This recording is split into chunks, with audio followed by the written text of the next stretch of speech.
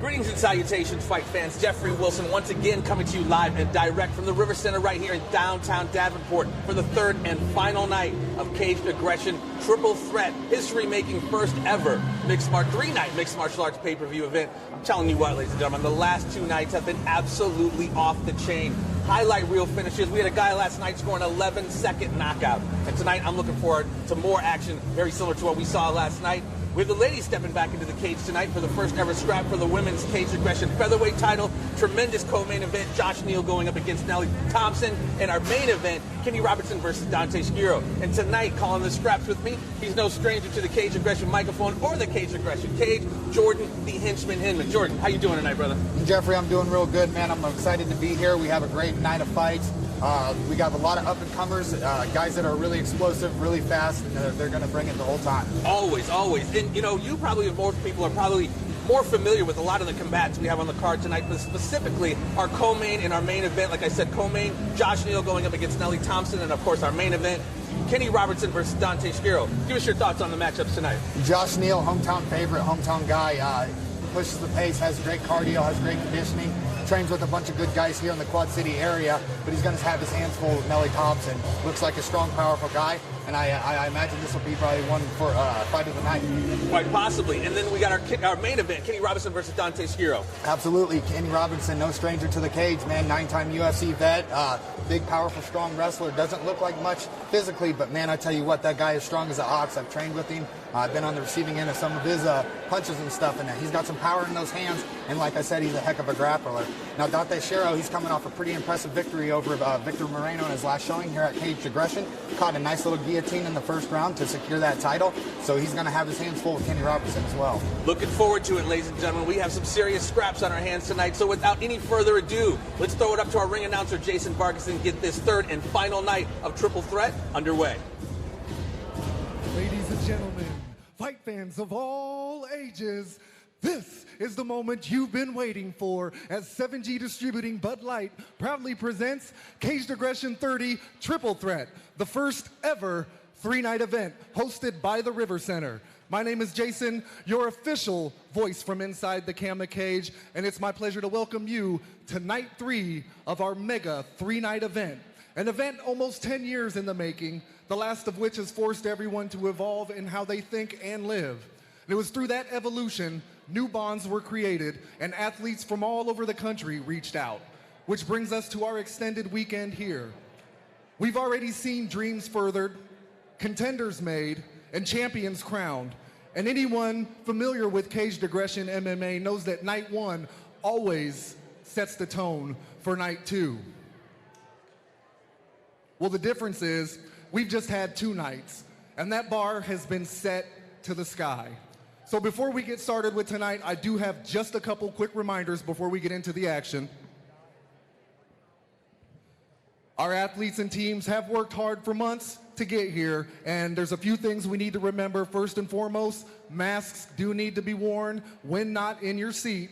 And while you're in lines, please remember to respect social distancing guidelines. And once again, Caged Aggression and the River Center thanks you for your support and cooperation. Special thanks to all of our event partners for helping to make this entire event possible. The River Center, official home of Caged Aggression MMA, 7G Distributing Bud Light, thank them often, but thank them responsibly.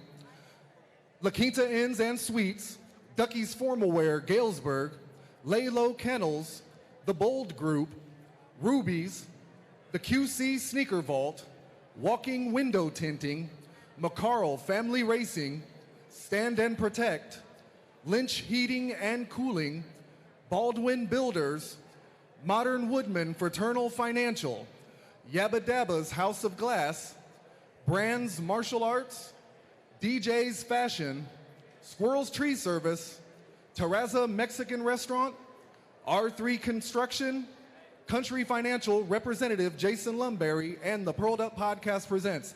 Let's have a round of applause for all of our event partners, ladies and gentlemen.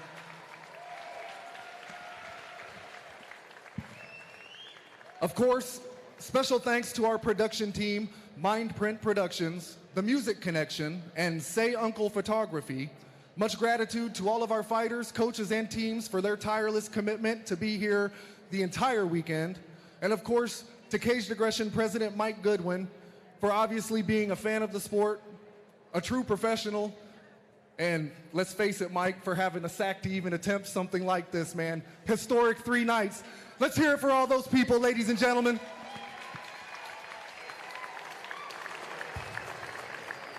All of tonight's bouts have been sanctioned by the Iowa Athletic Commission, Executive Director Dawn Chamberlain, Deputy Ben Wilson, Inspectors Zach Mickelwright and George Chamberlain. Cage side tonight, Greaseman Kevin Night Anderson, Timekeeper Clint the Antagonist Anderson. Cage side physicians for the evening, Dr. Metcalf and Dr. Situ Myung. Our card girls for the evening, the lovely Serena, Dot, and Jessica. Color commentary during our pay-per-view provided by Jason Bermas, Jeffrey Wilson, and Caged Aggression veteran, the Henchman, Jordin Hinman. And when the action begins, our referees in charge, Zach Mickelwright, Josh Stewart, and the boss, Bruce Allen. And of course, don't forget, we still do have our friends from the Sneaker Vault set up over in the corner. You have your chance to grab a commemorative t-shirt to mark your participation in this historic event. And what better way to do that and support your favorite fighter at the same time by buying a special commemorative t-shirt. That's all over there. Just head on over to the Sneaker Vault, tell them who you're here to support, and they'll get you a t-shirt and make sure that they get supported for that. Now, if you'll please join me and rise for the playing of our national anthem.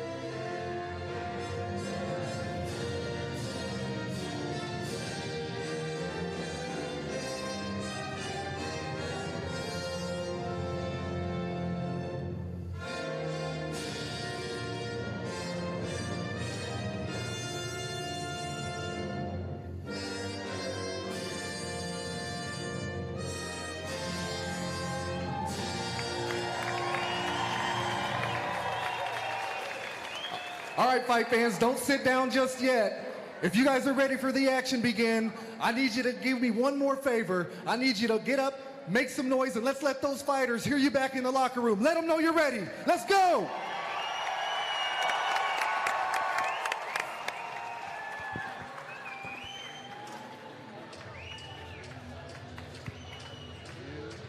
We are off to the races, ladies and gentlemen.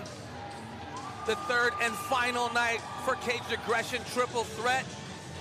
Riding shotgun here with my man Jason Bermas and Jordin the Henchman Hinman as we bring in this close, if you will, to this epic history-making 3-night pay-per-view event as we see Sam Patient Zero North stepping into the cage out of Stone City, Iowa.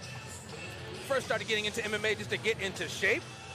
He thinks him and his matchup for his opponents tonight, he thinks they're pretty evenly matched on the feet. However, he thinks his pressure and his wrestling and his background will cause some problems for him. Feels like his strengths are his grappling, good mindset, timing, and kicks, and he's gotten way better and developed all of those different attributes.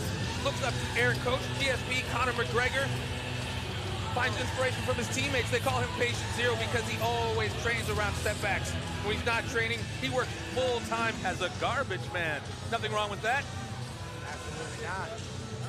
Good to be calling the fights with you gentlemen this evening. As I said, we bring a close to this epic weekend. We've seen so many tremendous finishes, highlight reel stuff. Last night, guy got 11-second knockout. We're expecting more action just like that tonight as Sam gets his final preparations before he steps into the cage. Yeah, you know, sorry, Jeffrey. No, go ahead, brother. You know Sam does train out of Hard Drive in Cedar Rapids, Iowa, and he has a pretty good coach in UFC's Eric Koch coming down from Ruthless Sport to come back to his hometown and get these guys into shape, and he's been doing a great job ever since. Putting on an incredible show as he awaits his opponent, Drew Ryan, to step into the cage out of Nyquist Roadhouse Martial Arts, Rock Island, Illinois. Got into MMA through wrestling. We've heard that story quite a bit. People with the wrestling base start to branch out into MMA. Thinks it's a good matchup. Feels that his standing and his kickboxing will be the deal makers and deal breakers. Mr. JB, Jason Bermas, what's our poll looking like for this first fight of the night? Drew Ryan now just edging Sam Norris out with about 51% and change. So the polls and the fans have it almost dead even. We saw quite a bit of that last night. Some even matchups right here. Testament to Mike Goodwin for his incredible skill at matching up these fighters so very well. Just absolutely stoked to get this final night of this 3-night weekend underway. Absolutely. It's been, 3 nights, man. It's been epic. It has been epic, and I'm really looking forward to this third night of fights. Last night, just so many great battles. I mean, Schulte Rivera, one to remember. We had the 11-second KO, and of course, that very technical ground matchup between the ladies. And we've got another women's matchup here tonight. We do. It's going to be the very first scrap for the Cage Aggression featherweight title. Definitely looking forward to that one. Everything we've come to expect from Cage Aggression. Great matchups, great finishes, highlight reel type business. We're going to be seeing more of it tonight, ladies and gentlemen, without a doubt. As Mr. Ryan gives his final shout-outs to his corner. And that's one of the things I really love about the Cage Aggression walkouts. You see so much love from all the teams, all the people that are involved. It's not just one man. As we've said before, iron sharpens iron. Without those teammates, I'm sure you know, Jordin, you can't get to that next level. Absolutely. I mean, we're in there fighting by ourselves, but at the end of the day, we cannot do this by ourselves. We rely so much on the people around us, and it's just a blessing to have those guys be here and support you and really get you to that final send-off right before you make your walk into that cage and that door locks, because once it does lock, you are in there on your own, and it is up to you. Absolutely. Drew Ryan, Sam Norris about ready to step into the cage, get ready to get on the good foot and do the bad thing as we kick off this third and final night of Cage Aggression Triple Threat. Ladies and gentlemen, our first bout of the evening is scheduled for three-minute rounds in the Cage Aggression Amateur Bantamweight Division, powered by DJ's Fashion. Introducing first, fighting out of the red corner. He stands 5 feet 8 inches tall and weighed in at 185 pounds. He trains at Hard Drive Performance Center. Joining us from Monticello, Iowa, Sam Patient Zero Norris. And his opponent, fighting out of the blue corner. He stands 5 feet 10 inches tall and weighed in at 133 pounds. He trains at Nyquist Roundhouse Martial Arts. Joining us from Rock Island, Illinois, Drew Ryan. Here we go.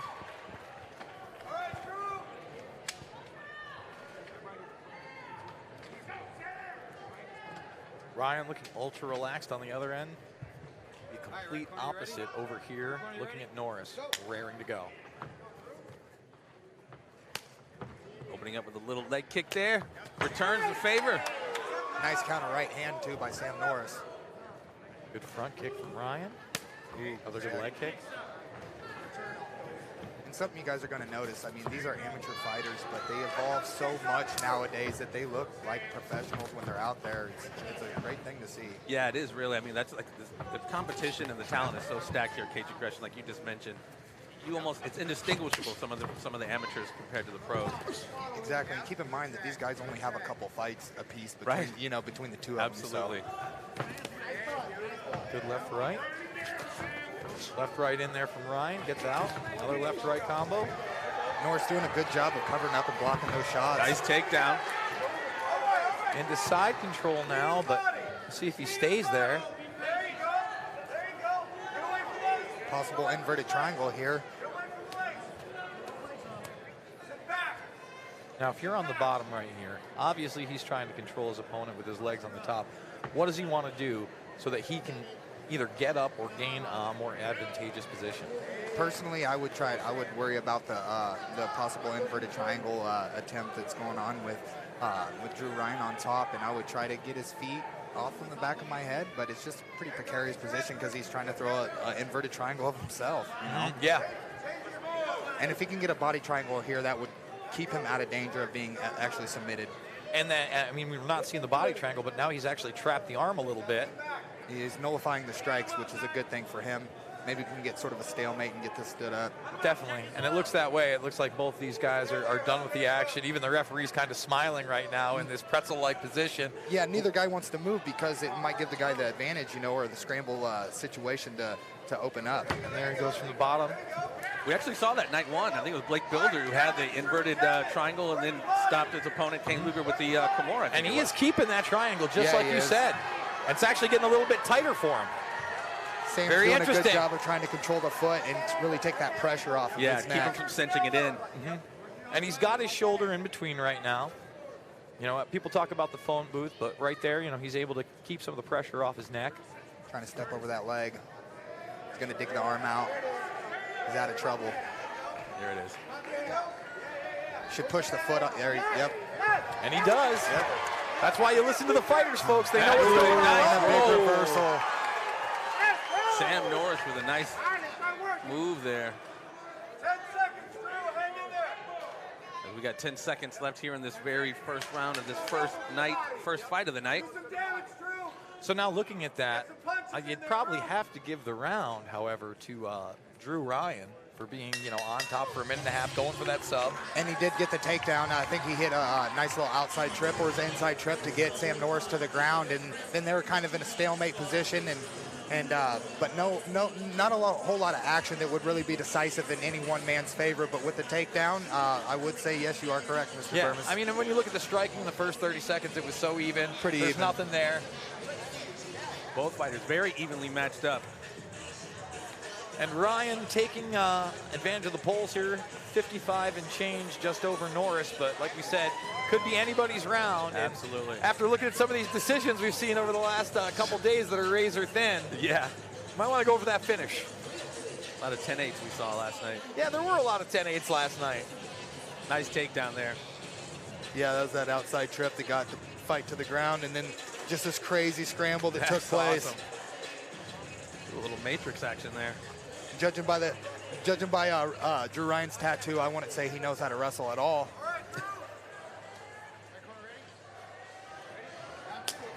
As we begin round two. Ooh, inside leg kick and a right by Drew Ryan. Another big right by Drew Ryan. Now Loaded Sam up. Norris coming in, and they are firing back and forth. A little wild. Yeah, I'd like to see Drew kind of keep his mouth closed a little bit. He keeps opening it up, and you get clipped on the chin with your mouth open, man. That does some damage to your jaw. Yeah, easy way to get your jaw broken there. Yep. And now you're seeing just a slight mouse under the eye of Norris. Both fighters opening up this second round, just firing away.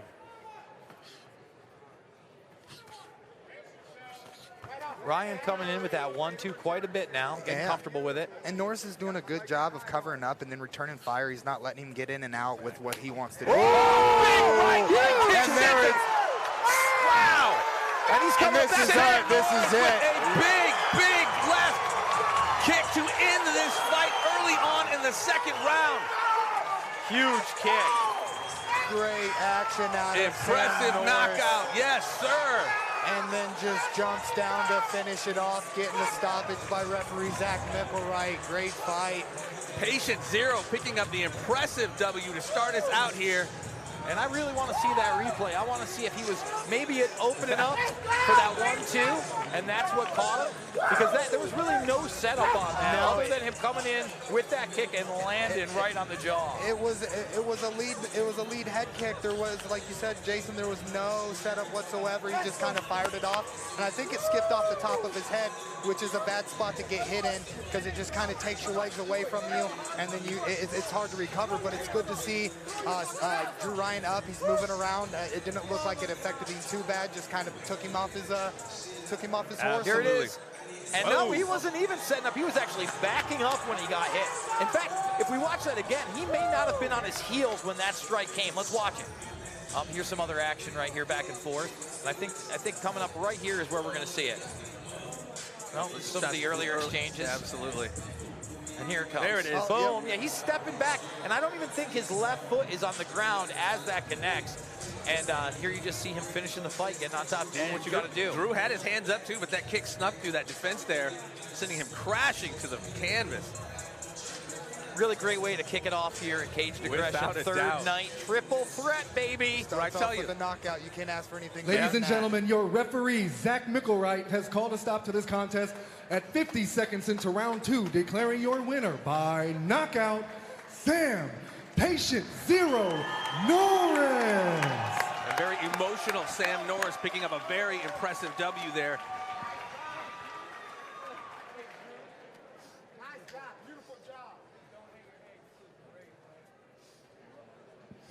All right, here we are. First of all, congratulations on a big win tonight. Hey, promotional debut, no better way to make a statement. I know you got a lot on your mind right now, so if there's anything you want to say, I want to go ahead and let you say it. But if you're ready for the celebration, I know you got a lot of that going too. I just want to thank everyone for coming out tonight. I got a little emotional. My fucking team, they're the best, man. Nobody can mess with us. I don't even know. This is crazy. Ladies and gentlemen, make some noise again. Let's get loud for a very emotional Sam Norris on a very big victory tonight.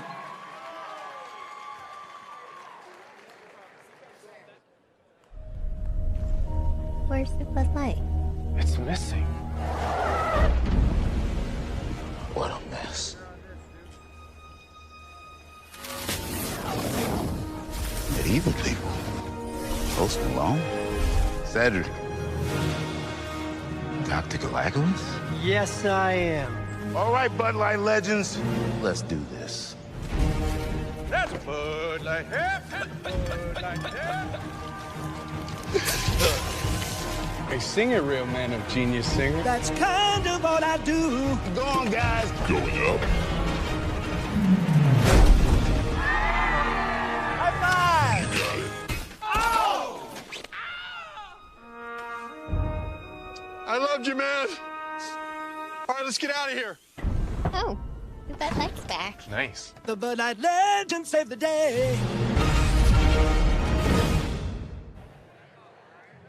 Wow, what a way to kick things off.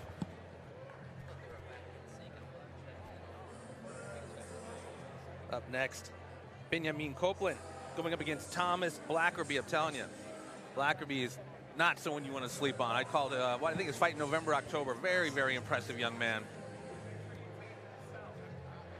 As Benjamin Copeland makes his way to the cage, fighting out of 0 to 100 MMA out of Milwaukee, Wisconsin, up there in Duke Rufus country. How'd he get into MMA? Playing video games and watching old martial arts movies had him interested in going to the gym, and here we are. Pretty solid matchup. He's pretty excited. Thinks his speed, accuracy, and power will be the difference maker. Looks up to the Spider, Anderson Silva, GSP, and John Jones as his top 3. Lost his debut and comeback to win the next fight via KO. Never say quit, never say die. You know, that's all good and well, but he's got his hands full. Without a shadow of a doubt. Thomas Blackerby. I mean, I would say Thomas's last opponent was probably fairly similar to Mr. Copeland right here, and he still dominated the fight and just landed head kick after head kick and just pretty much controlled the fight wherever it went. So I'm very interested to see how this one plays out. Yeah, it's for such a young man, Blackerby's his skills, his stand-up, his strikes, just absolutely impeccable. And the thing about it is that he doesn't just strike. He is actually a wrestler, too. I mean, he's so well-versed in all areas of combat sports that just to watch him evolve starting out here in Cage Aggression is going to be a great thing for all of us. Yeah, and he's such a young man. Bermas, what are our polls looking like for this one? Well, actually, the polls reflect what you guys were just talking about. Blackerby the big favorite at almost 70%, and Copeland just coming in at 31%. So the fans think he has his hands full as well. Yes. But as we know, fellas, that could all change with one shot. One head kick. Yes. Without a doubt, as Thomas Blackerby starts making his way to the cage. Got into MMA through his dad. Like I said, been almost studying Muay Thai and striking since he came out of the womb, damn near. Such a young man and so very, very established. His teammates help motivate him. Looking for a good and exciting, fun fight. Feels his stand-up and his grappling will be the difference maker. Looks up to his father, Dan Hornbuckle. Really, Dan Hornbuckle? I'm a big Dan Hornbuckle fan. Yeah, they train with Dan Hornbuckle regularly over at Central Illinois Combat Club. I mean, they have a lot of outlets that they go to get their knowledge and skills from. I mean, Thomas is a 3-time Muay Thai champion, and he's been wrestling for over 12 years. So like I said, I mean, the kid's very well-rounded. He's primarily a stand-up guy, and you will probably see that again here on the fight. But don't be surprised if he doesn't get it to the ground and do some damage on the ground as well, because he's capable of doing it. And I mean, Hornbuckle is the definition of a game fighter. Fight you anywhere, anytime. He's a scary guy. Scary guy. I remember, man, I was a big Hornbuckle fan. They put him in there with Ben Askren, and, you know, Askren was running through everybody. I was so disappointed. But at the same time, what a great career. Talking about iron sharpening iron, he works with former UFC fighters in top-level championship, and we've talked about how can you be great unless you study greatness. Yeah, I believe last month he actually won a 156-pound national kickboxing championship in Nashville, Tennessee. So the kid is nice. Yeah, and he stays active, man. He doesn't sit. He's always in the gym, always training, and always competing. So he's got a lot of experience for such a young kid. And how important is that? Because you see so many of these fighters that find success, they get on those 3-4 fight win streaks in less than a year. And usually that's when you see them explode with momentum and come up. And one of those things is being active. Absolutely. Yeah, just that pressure of competing in front of a crowd, or, when something's on the line, like something's to be had at stake, that puts a lot of pressure. And this kid being so young, he handles it well, and he's going to just keep. I'm just excited to see where, like I said, where he goes at with his career. I mean, you look at him, dead eyes, stone cold face, doesn't seem too concerned, kind of in there to do the business. Ladies and gentlemen, our next bout of the evening is scheduled for 3 5-minute rounds in the Caged Aggression Amateur Lightweight Division, powered by Laylo Kennels.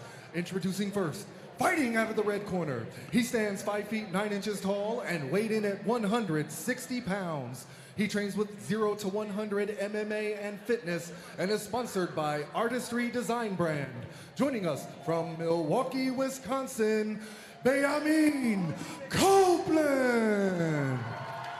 And his opponent, fighting out of the blue corner. He stands an even 6 feet tall and weighed in at 160 pounds. He trains with Peoria Muay Thai and the Central Illinois Combat Club and is sponsored by Forthright Financial Planning, Golden Era Apparel, Thunderdome Fighting Club, Jim Maloof, Ryan Blackberry Realty, Twin City Vapor, Blackerby Coaching Systems, Mathis Kelly, and the Human Performance Lab. Joining us from Washington, Illinois, Thomas Blackerby. Kind of spooky, just a young-looking babyface guy, but so Ice lethal, cold, just though. lethal. Ice cold. Absolutely. You've seen his eyes. Yeah, he's got his game face locked and loaded. This is nothing new to him, fellas. His body moved, his eyes didn't. It's another day at the office for Blackerby. That's just another day. Here Not we go. even at the office. This is what he does. Starts out with a leg kick, Blackerby does. Ooh, nice spinning attempt by Benjamin. And on the reverse body lock by Blackerby. Well, and like you said, champ, he has no problem with taking it to the ground, as we're seeing here. He's got a hook in already, and he's already looking to isolate he's a choke. already got that underneath. Oh, man. That's deep. He's in Oh, big it's trouble under out the of the chin. gates. I don't see. Ooh, he's going to soften him up a little bit. But there it goes. If he could go palm to palm, I think he could seal this off real quick.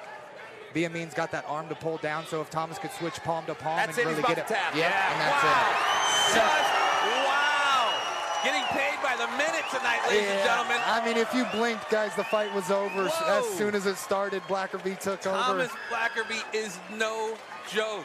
And what a way to add to his arsenal. You know, he talked about winning a kickboxing championship. He Literally couldn't have a done month ago, and here he is submitting a guy. dragging a guy to the ground, getting in the choke, putting in a leg hook, and then even say, maybe I'll get some softening in there. Yeah.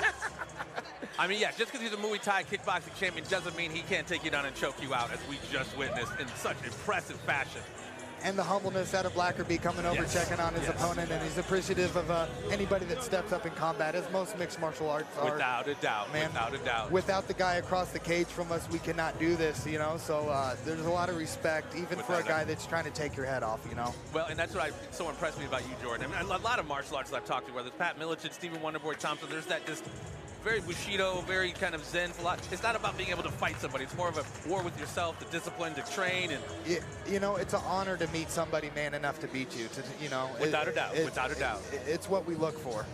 Yes. Ladies and gentlemen, your referee, Josh Stewart, has called a stop to this contest at 40 seconds into round 1, declaring your winner by submission due to rear naked choke, Thomas Blackerby. Grand opening, grand closing. All right, Thomas, congratulations on the win tonight. Last time you and I talked here, you were a little critical of your performance, somewhat disappointed. Hey, how does tonight feel? Talk to us about that. Oh, it feels amazing. I have the best coaches, best sponsors, best teammates, best friends, best family. They pushed me hard for this fight. I'm really appreciative of that.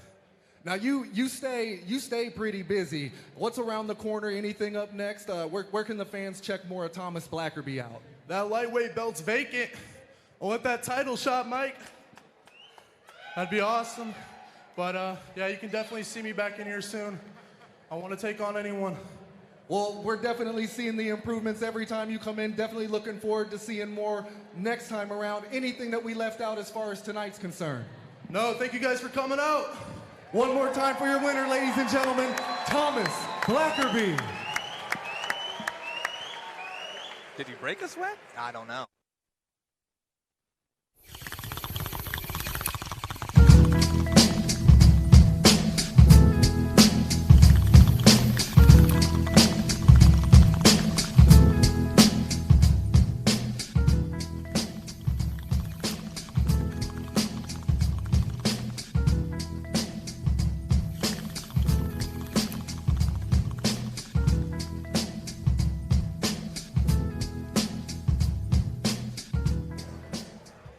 Keep an eye out for Blackerby, man. That kid's got a bright future as the day is long. That was just absolutely impressive. 40-second submission as we move on to the third bout of the evening. Kevin, the Professor Messer, going up against Caden Harmon. Messer fighting in a unified martial arts out of Wisconsin. At age 13, his dad took him to his first MMA practice at Cyclone MMA in Fort Knox, Kentucky. That was 12 years ago and has been training ever since. Feels like his wrestling, his Muay Thai is going to be the difference maker. Looks up to people like TJ Dillashaw, Demetrius Johnson. Had most of his amateur career being allowed to throw elbows. Broke my own nose with a slam, but still won the fight. It's impressive. Absolutely. Broken noses aren't fun. I should know. How many times you broke that thing? I stopped counting at 8, and I was probably 12 or 13 when I stopped counting. At 8, my goodness. I had 2 older brothers, man. I was the little brother, so I grew up like, I grew up fighting every day. Yes, so. I'm the younger brother as well. Yeah. Definitely caught a couple ass whippings in my day. But it makes you tougher, though, right? I mean, it's just one of those iron sharpens iron again. Absolutely. Not that I'm but very impressive that Messer's been training for so long now. Absolutely, very long time. Yeah, that's a lot of years under his belt, you know, as an amateur. So he's got a tough opponent in Caden Harmon tonight. I've seen Caden fight plenty of times, and he's a very technical and gritty kid himself. So this should be a war for the ages. Yeah, for sure. I mean, he's still a young man too, so to be training since for 12 years, that's definitely dedication on his part. As he's making final preparations, the referee checks him out before he steps into the cage to do some business. First fight, win by KO. Second fight, 40-second submission. Getting off to a pretty strong start here, gentlemen. Yeah, 2 fights, 2 finishes, man. That's what we want to see. That's what we're here for. And that's what we've come to expect from Caged Aggression MMA. As Kevin waits for his opponent, Caden Harmon, fighting out of Nyquist Roundhouse Martial Arts out of Monmouth, Illinois. Got into MMA through his wrestling background. Once again, a very common theme. I think it's going to be a fun and good test for him. Thinks that says this is his biggest test, the most experienced opponent so far. It's a good kicking game, kickboxing game, and an unorthodox grappling style. Looks up to Khabib Nurmagomedov, Sean O'Malley, Conor McGregor, Israel Adesanya. It's a pretty well-accomplished people to be looking up to. What's our poll looking like there, Bermas? It is Messer at 65% and change, and Harmon at not quite 35%. So the fans are thinking Kevin in this one, but we will see. Kevin, the Professor Messer.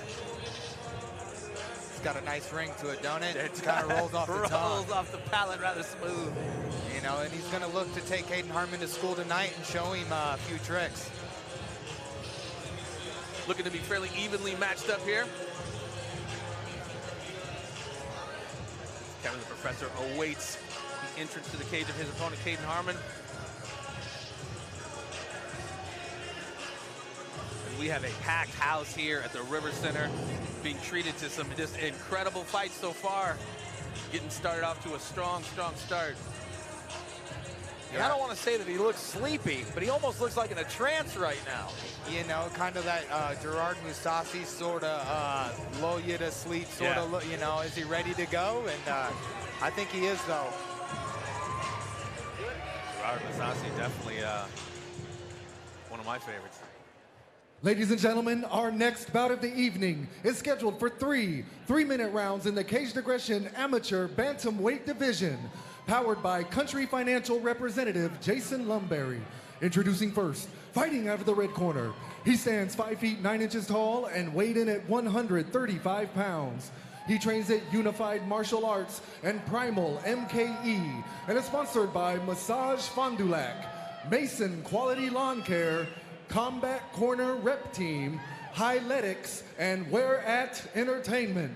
Joining us from Milwaukee, Wisconsin, Kevin the Professor Messer. And his opponent, fighting out of the blue corner. He stands 5 feet 8 inches tall and weighed in at 134 pounds. He trains at Nyquist's Roundhouse Martial Arts and is sponsored by Yabba Dabba's House of Glass, Riddell Roofing, the Tack Shack Monmouth, and BL Patch. Joining us from Aledo, Illinois, Caden Harmon.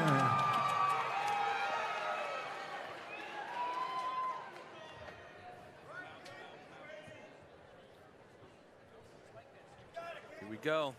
Kevin the Professor Messer and Caden Harmon get ready to get on the good foot and do the bad thing. Touching up in the middle of the cage. Here we go. Has our poll numbers moved at all there, Bermas? 68% for Messer and 31 and change for Harmon. Opening up with a leg kick is the Professor. Ooh, he kind of caught the knee on the head. That's on the right. way in. And we saw that in the first night of fights, where we saw one of those head kicks land on the knee. Those could be devastating. Big hammer going for a leg lock there, a heel hook. He's got an arm right there. He's got, looked like the omoplata, but now he's got a heel hook. That's exactly what he's going Messer's for. going to want to try to get that knee down past the crotch so he's not in any real trouble. But if Harmon can creep up on that leg towards the thigh and Looks isolate like he's those pulling toes. him out. There he goes. Pulls out, gets on top, into half mount. Drops a hammer on him. Butterfly guard right now. Yeah, good active guard by Caden Harmon. Good job shrimping back in, getting to a better position. Little half guard there. And he's going to stands separate. up. Oh, back to that leg. Nice double. Beautiful. And he's going to drag the pipe. See if he can get that trip. He got that trip. Messer's still holding on to that leg, even with the leg sweep. He's going for that leg. Got to be careful with those hammer big. fists, too, because those are big strikes. He did the right thing, putting his head on the other side. Really going for that ankle. There we go, another. Yeah, he's going for it. Inverted triangle. Well, yeah, I couldn't tell there. Man, he moved that leg around. What do we have there? It's over. Something happened. What happened? Oh, I think he might. rib. Yep, exactly. He popped the rib or cracked one Yeah, right there. Oh, wow. While he was trying to move and take that leg, it looks like he got in an awkward spot.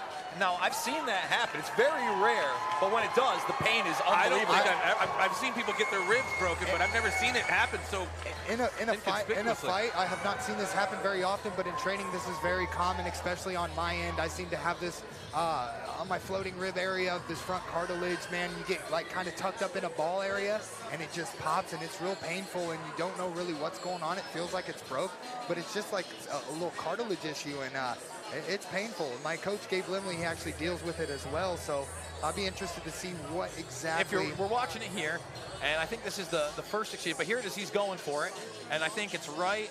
No, it's the first time. First exchange here. See if we get to see the second one. This is the hammer fist. So this is going to end up with him, and this is the beginning of the end right here, folks. Right here. Yep. So there he is. He puts his leg over that other one. And right there. Yeah. I'm wow. You don't even see what, I mean, yeah, you can't necessarily see what caused I think he just kind of was on his side and pulled it, and as he did, his torso went the wrong way, and that probably popped it. Man, that's Professor unfortunate. was killing him with them hammer fists, too. Because that was a fun fight. That was looking to be a very, very competitive matchup. You know, from the feet to the scrambles, there was a lot of action going on there. And here it comes again. And it just looks like right after that, he moves a little too much to the side, and it's over. Yeah. Wow. Yeah. And he's man. That's a tough one. Yeah, but you know, he's getting some help getting out of the cage. We hope he's all right. We hope it is just a pop and not a fracture or a break. But this is a tough sport, ladies and gentlemen. Yeah, things like that happen. Jordin Hinman knows things like that. Ladies and gentlemen, your referee, Zach Mickelwright, has called a stop to this contest at 1 minute, 20 seconds into round one, declaring your winner by verbal submission, Kevin, the Professor Messer.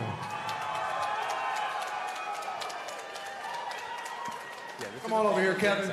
All right, here we are with your winner tonight, Kevin Messer. Kevin, first of all, congratulations on the win. We know that guys like Caden Harmon don't make anything easy. Tell us, what was it that happened there towards the end of the match, if you know? I'm not really sure. I threw in a triangle, and when I arched my back, I think that might have popped something in his rib. So when I was going for the triangle, I think I might have popped something. But, you know, I mean, the kid's tough, man. He's a beast. I've been ready for this for a while, so I knew how good he was, and I was ready for it, but...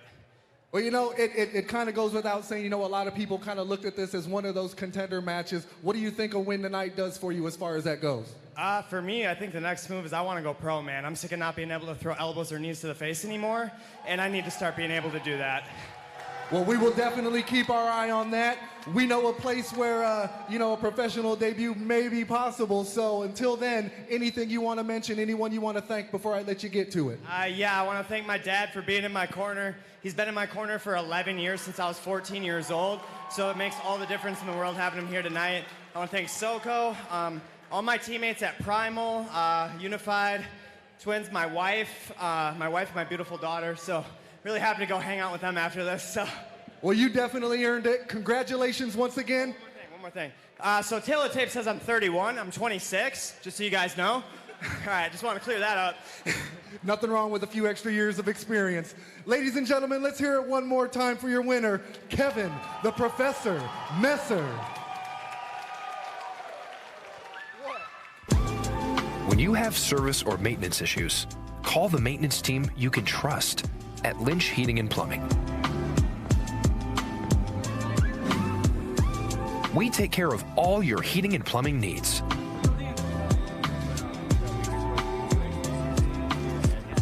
We are a reliable, family-ran business providing quality service to homeowners and businesses in the Quad Cities. Trust in Lynch to get the job done.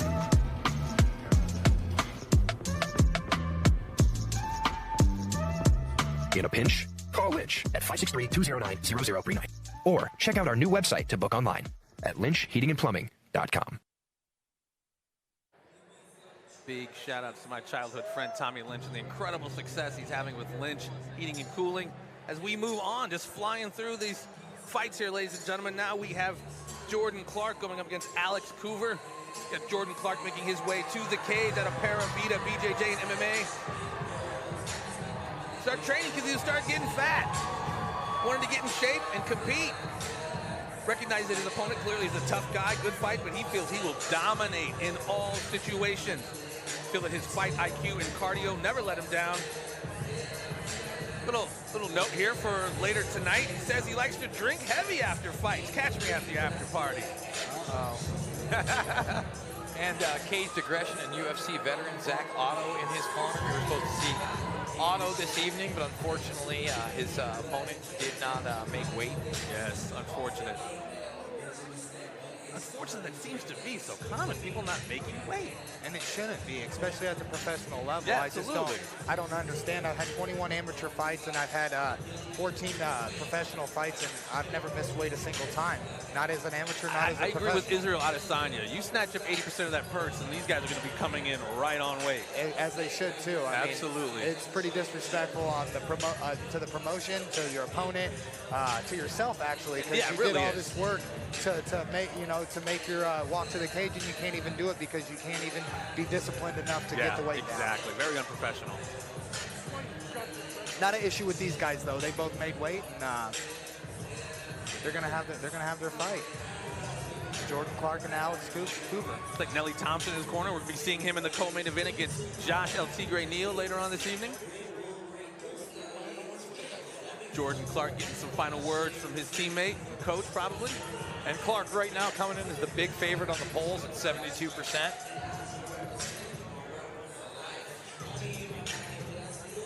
Here we go. We're just flying through this card, ladies and gentlemen. Yeah, 3 fights, 3 finishes. Yeah.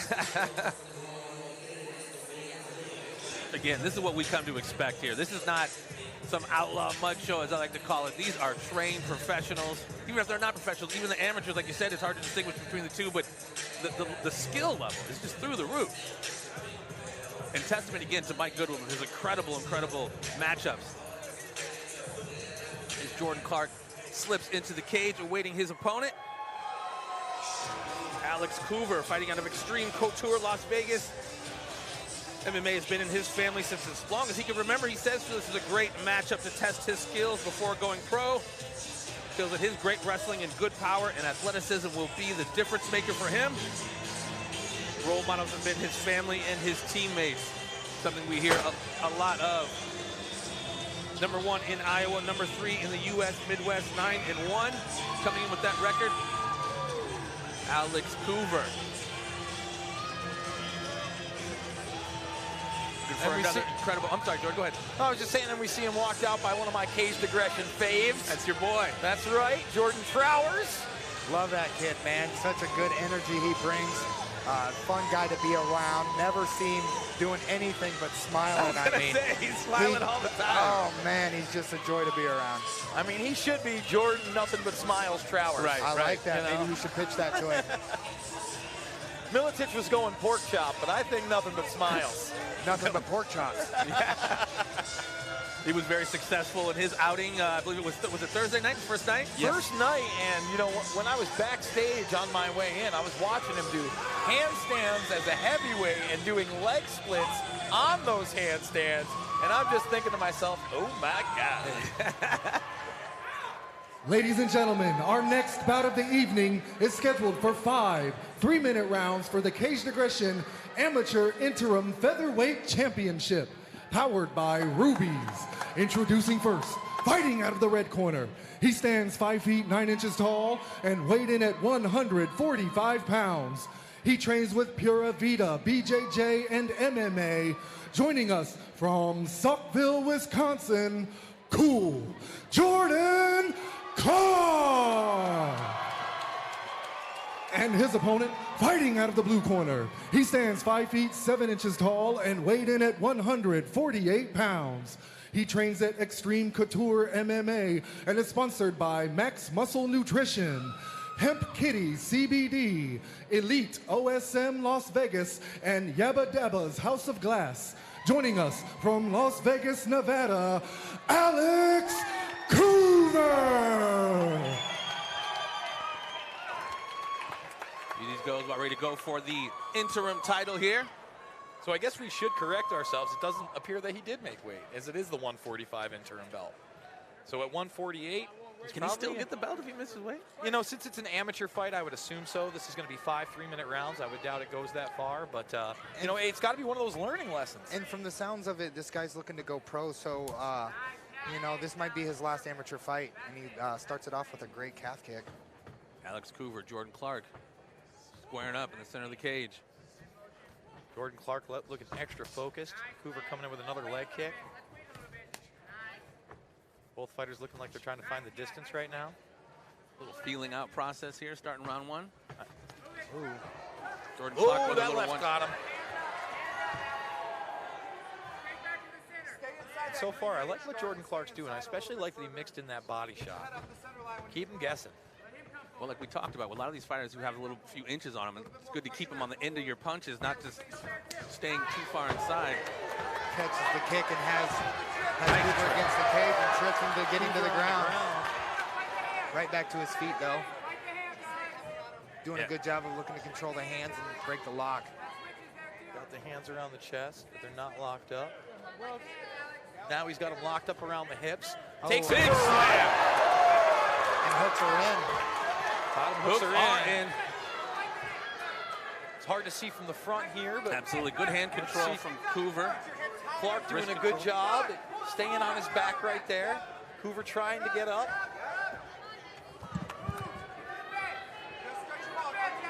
Got to keep his chin tucked. It looks like he got caught here, guys. Ooh, got it in deep. And it's under the neck. Oh, no, that might got be it in deep. That's a knee tap. That is what was that? Carlos, who was that in the UFC? Matt Hughes when he choked out. Absolutely, Carlos Newton. Yes, Carlos Newton just drug him to the ground from the back. Absolutely. As soon as he hit the ground, he was seeking out. revenge for his win over Matt's coach, Pat Miletich, unfortunately, but a win nonetheless. And there you go, 4 fights, 4 first-round finishes, gentlemen. These guys are not joking tonight, man. Impressive performances up and down here.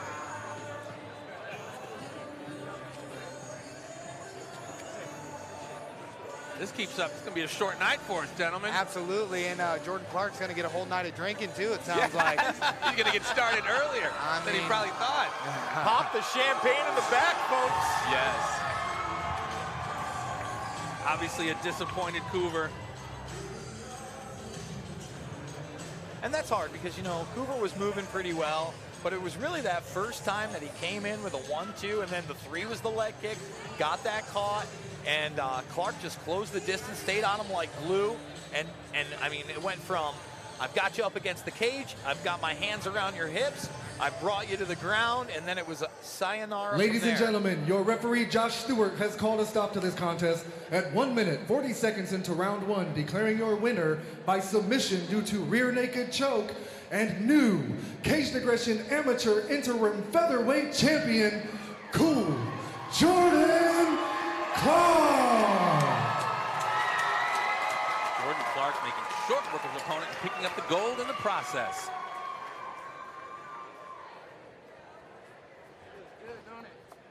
Hey, you tell me, how does that feel, Jordin Clark? Oh, man, that feels good as hell. Glad to be here, man. So look, I know it's taken a lot of hard work. You know, every time you step in this cage, you show a lot of improvement, you show a lot of skill. Talk to us about how it feels and what it means to you to have that around your waist right now.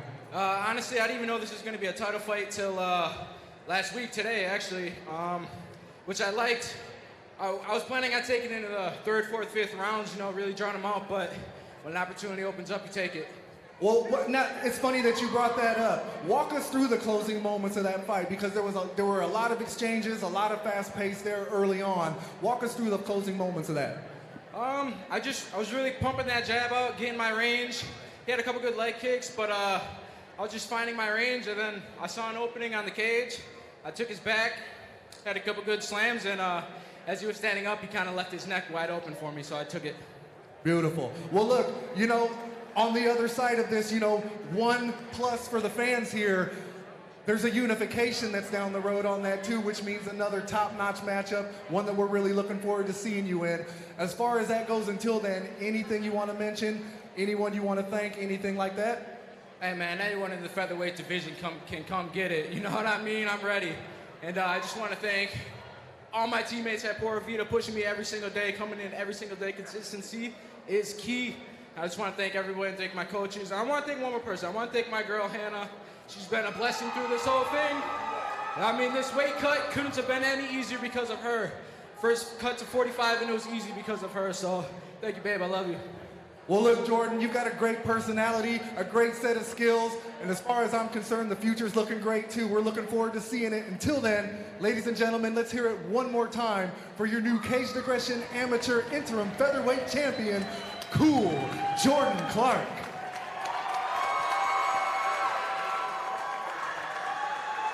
Hey Cage Aggression fans, don't miss out on the official after party at Ruby's Beers, Bikes, and Brats, east on 3rd Street. You get the chance to hang out with the top MMA fighters while enjoying the endless draft selection Ruby's has to offer. Are you hungry? If so, Ruby's Kitchen will be open late, serving you the best brats, burgers, brat burgers, and tacos. All right, fight fans, before we keep the night going, I need you to do me a favor. I need you to make some noise and help me welcome a good friend of mine to the cage, color commentary, Jason Bermas. All right, folks, we want to thank you so much for coming out here for the 3rd night of Caged Aggression. Triple Threat, sold it out. How many of you guys want some Caged Aggression swag? Because we're bringing the girls in. Give it up for Serena, Dot, and Jessica. Come on, folks, let's make some noise. You want some gloves? You want some hats? We got them. Let's toss them out. Let's go, Caged Aggression.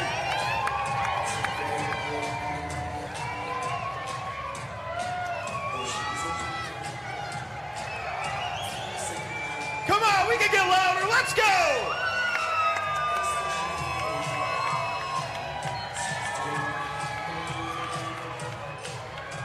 Jason Bermas enjoying himself in there.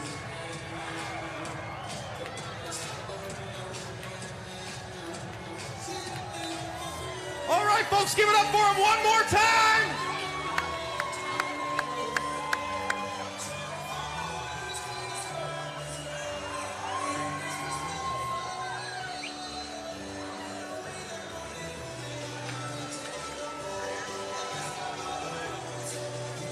Drop him.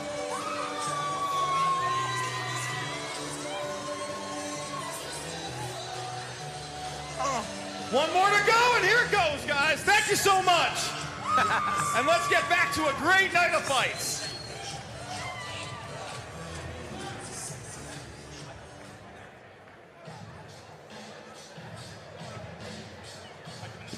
Here we are as we this. Up next, Wesley Schultz, Zach Relia. Wesley making his way to the cage. Pura Vida, Milwaukee. Hometown Sun Prairie. Got into, once again, a person that got into MMA through wrestling. Excited to show his improvement since my last fight in November. He feels that his good looks tend to distract his opponents. Looks up to former Cage Aggression champion and now UFC superstar Jamie Simmons. Looking forward to this one. Man, we're just flying through these. Jason Bermas, nice work once again, my friend. The hype man, bringing the swag. Doesn't get better than pretty girls and Cage Aggression swag. That's what it looked like. You were having a good time up there. What's our polls looking like for this one, JB? We got 66% at Schultz very early against Relaya, but I'm sure those are going to change over the next few minutes. Wesley Schultz getting checked out before he steps into the cage to do battle. As he awaits his opponent, Zach Relia.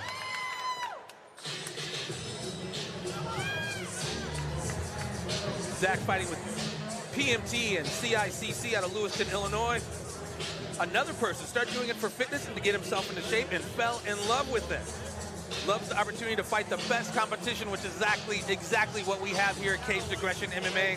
Feels that his versatility in awkward style will cause problems for his opponent. Loves watching Kevin Holland. And he also just loves the tight bonds in the camp and etc. formed through beating the crap out of one another on a daily basis. Yeah, there's nothing quite like it, man. Some of my best friends, you know, I punch every day of my life, so it's a weird bond that we have, but man, we wouldn't trade it for anything. Absolutely, absolutely. It is a very unique scenario to, like you said, have such a tight relationship with people who are physically trying to harm you every other day. Trying to take you out. You know, and Zach is, he's no stranger to, you know, competition. He was a two-time He was a two-time All-State football, and he had a couple basketball championships, things like that growing up. So they call him the Freak Show. He's a very tall, lengthy guy, very awkward, as he had as you had talked about, Jeffrey. And I mean, I've trained with him several times, and very nice guy, very great guy. He's looking to finish the fight at all times, though. I do know that. Bob Long there, his coach out of Central Illinois Combat Club. Bob's been around a long time, does a lot of great things for the sport of MMA. And then you see Ryan Blackerby, coach of Peoria Muay Thai. Absolutely. We saw Mr. Thomas Blackerby a little bit ago make short work of his opponent. But right now, it's Wesley Party Time Schultz against Zach, the Freak Show, Relia. You think Party Time's going to hook up with Jordan Clark and they're going to throw down some... That might be too much party after the cage aggression. Yeah, without a doubt. Keep the cold ones cold, because they're going to be coming here very soon.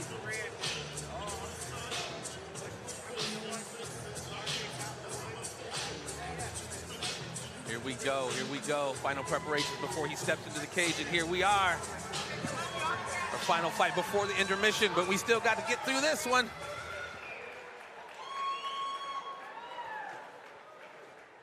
Ladies and gentlemen, our next bout of the evening is scheduled for 5 3-minute rounds for the Caged Aggression Amateur Middleweight Championship, powered by Baldwin Builders. Introducing first, fighting out of the red corner. He stands 6 feet 2 inches tall and weighed in at 185 pounds. He trains at Pura Vida BJJ and MMA. Joining us from Sun Prairie, Wisconsin, Wesley Party Time Schultz. And his opponent, fighting out of the blue corner. He stands 6 feet 3 inches tall and weighed in at 185 pounds. He trains at the Central Illinois Combat Club and Peoria Muay Thai and is sponsored by Whiskey Dixie's Bar and Grill and Modern Health and Fitness. Joining us from Peoria, Illinois, Zach Freak Show Riley. Somehow I think that Wesley doesn't have to worry about the Freak Show being too enamored by his good looks. Look like he's ready to do some damage. Yeah, I've never used that. I've never heard that as a strategy coming into a fight, that you're going to be so ridiculously good looking that you would just scare your opponents. I'm too pretty. I'm too pretty. Touching up the middle of the cage. And a big double leg. Big double leg takedown. Step behind double. And he's looking to pass guard right away. Freak Show doing a good job of controlling the hand and trying to shrimp back into full guard here. Might have an armbar attempt for an here. armbar, looks like, yeah. Tough to see how much he has, but he's definitely doing the work underneath. Doesn't look like there's a threat of an armbar right now, but it looks like he's trying to take that leg. Wow, he almost just trapped his right arm. That was impressive. Trying to trap that right arm still. And he's still look at that. Yeah, look at that. He's still trying to pull on it and bring that around. Right now, full guard with not quite a body lock, with a half butterfly.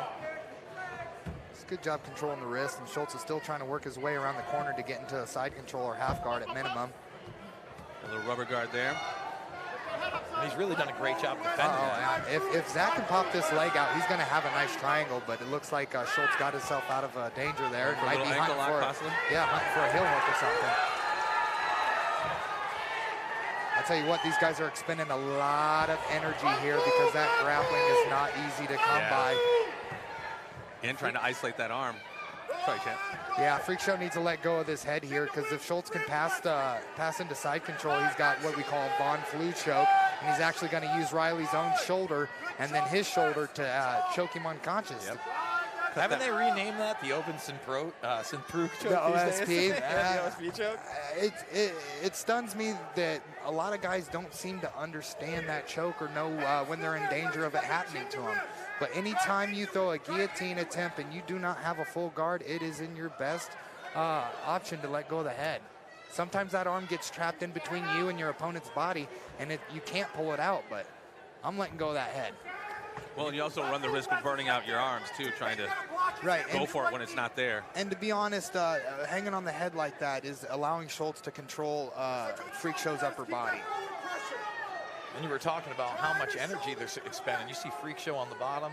He's pretty beat red. He's already pouring sweat. We still got over 40 seconds to go in the round. Just a good job of getting back to guard, though. And he's he might have that. He might have that choke yeah, pretty he well. does. And he's on top. If he gets his, he needs to arch backwards. Get it. There we go. Here he is. He's arching Get that those back. hips into it, and he's getting ready to tap the two hands. He's got to get those two hands a little bit more clasped. They came 20 apart. seconds. He's still trying to push him off. They're not quite clasped.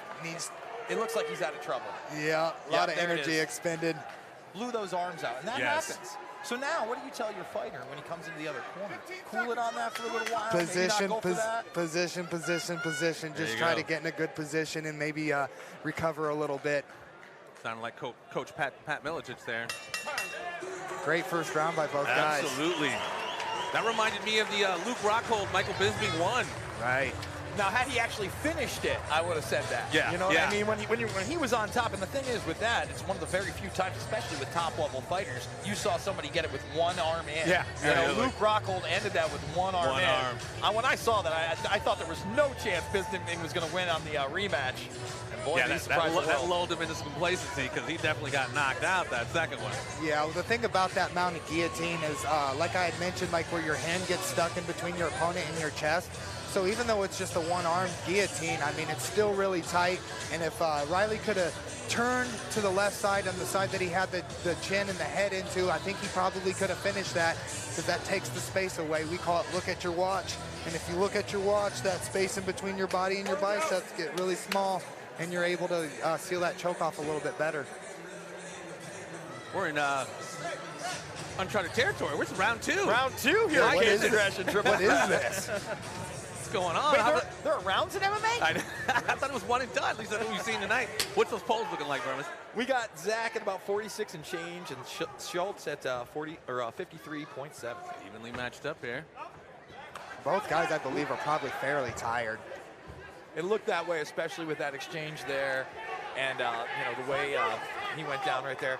Both these guys do look hard. He's going right back for that neck again. I noticed that. He's looking right for that neck again. And he has it. He's going to use it to possibly sweep Schultz here. If it ain't broke, don't break it. If it ain't broke, don't break it. Is that a Bushism right there? Yeah. Strategery, Bermas. Strategery. Fool me once. I can't be fooled again. That is a Bushianism right there. See, the strategery is. And it looks like he's going for the pass. He passes. Right, full mount. Full mount. Now the Freak Show's a little bit in trouble. But he hasn't really been able to posture up much on offense. Not yet. But he hasn't had full mount yet either. And you hear his corner telling him to make sure he carries those hips, so he's wanting a lot of weight from Schultz on top of Riley and not give him any space to get back to guard like he is. And it almost looks like he's going for trying maybe a crucifix, but then he turned away from the side, went right back into guard. Again, expending a lot of energy in these scrambles. His coach is calling to put him up against the fence, trying to do so, but not having much success. No, can't get that cage walk quite yet. Half butterfly right now. Freak Show's doing a good job on the bottom. And again, back into a mount. It's very uncomfortable. That does look very awkward. Very awkward position. And he's using it to sweep him. He could have a submission here. This is a bad neck crank, guys. This is not good for Schultz. Yeah, that can't feel good. No, great job on Zach Riley to use that to Absolutely. sweep, and now he's back on top. We haven't seen really anything from the bottom game of Schultz here, so it'll be interesting, but he's attacking that guillotine just like Riley was, and he uses Returning the it favor. to sweep. Returning the favor. Mounted guillotine. Fully mounted guillotine, but that's going to be tough. He's so close to the cage. Doesn't seem like he's going to have the leverage to lift off of it. But then again, right, Freak Show on the bottom looking a little relaxed. Pretty composed, absolutely. And that's what you want to do in those choke situations. When you start to freak out, you start expending up a lot of oxygen inside your body and burning up everything that you got. So that's the right idea, is just kind of relax and dig the hands out, control the wrist, and get yourself out of trouble. Gave up on that mounted guillotine there.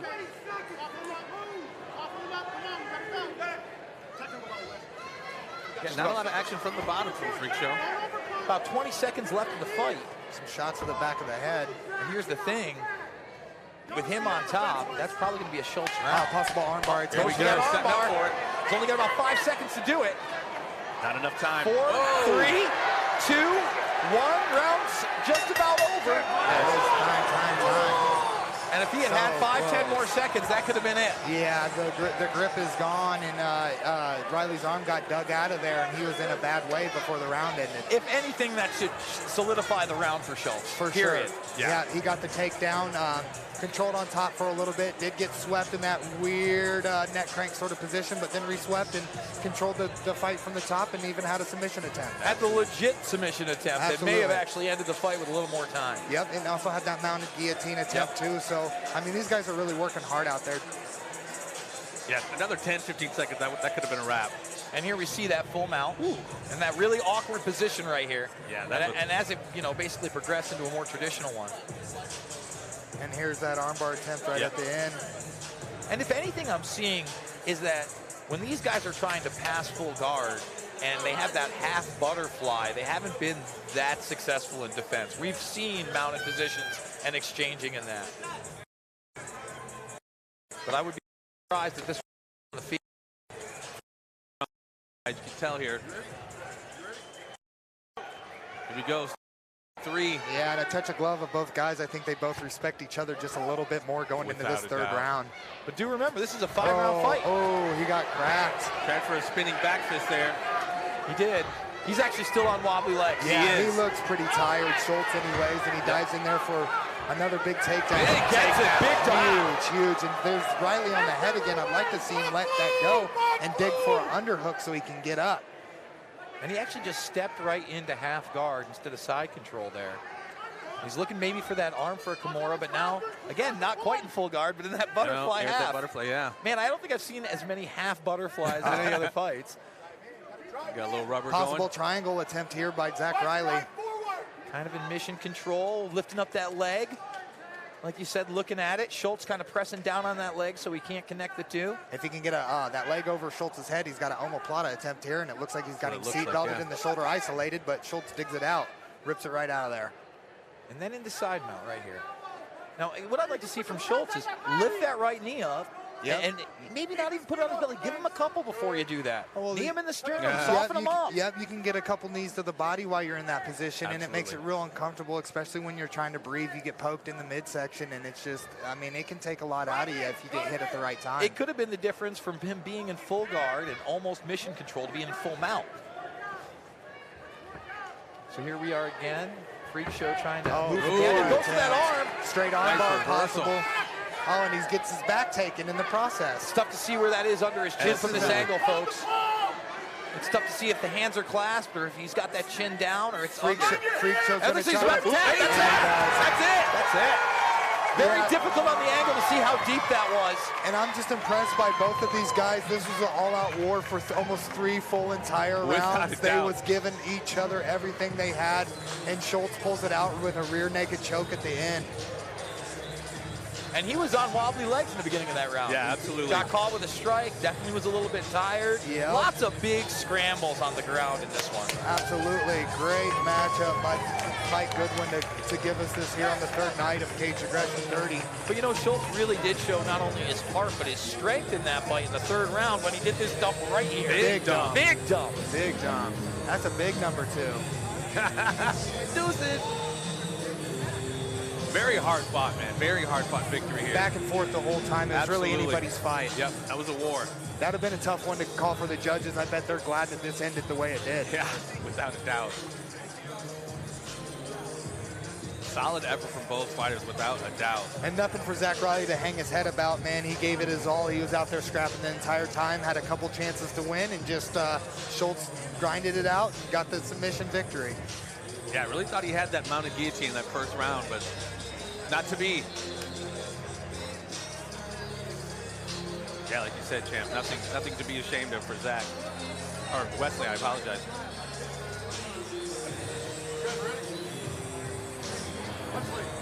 This will bring us to our first and only intermission. Here's the final particulars from our ring announcer, Jason. Ladies and gentlemen, your referee, Bruce Allen, has called a stop to this contest at 1 minute, 48 seconds into round 3, declaring your winner by submission due to rear naked choke and new Caged Aggression amateur middleweight champion, Wesley Party Time Schultz.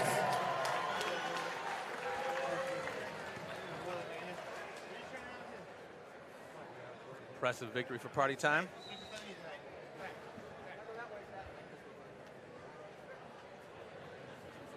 Good looks didn't fail him. All right, here we are with your winner and new Caged Aggression Amateur Middleweight Champion, Wesley Party Time Schultz. Wes, first of all, man, congratulations on such a tough victory. You know, I know those guys at Central Illinois Combat Club, they always come tough. They always come ready to fight. It looked like he caught you with a good shot there right before you took him down and got the submission. Talk about those last closing minutes of that round. The first one? The first round? I don't seem to have much recollection of that. Oh, this round. Oh, the submission. Man, it's slippery in here. People have been working hard and stuff like that, but you know, you just get through, try submission after submission. It's really disheartening when you get one in the end of a round.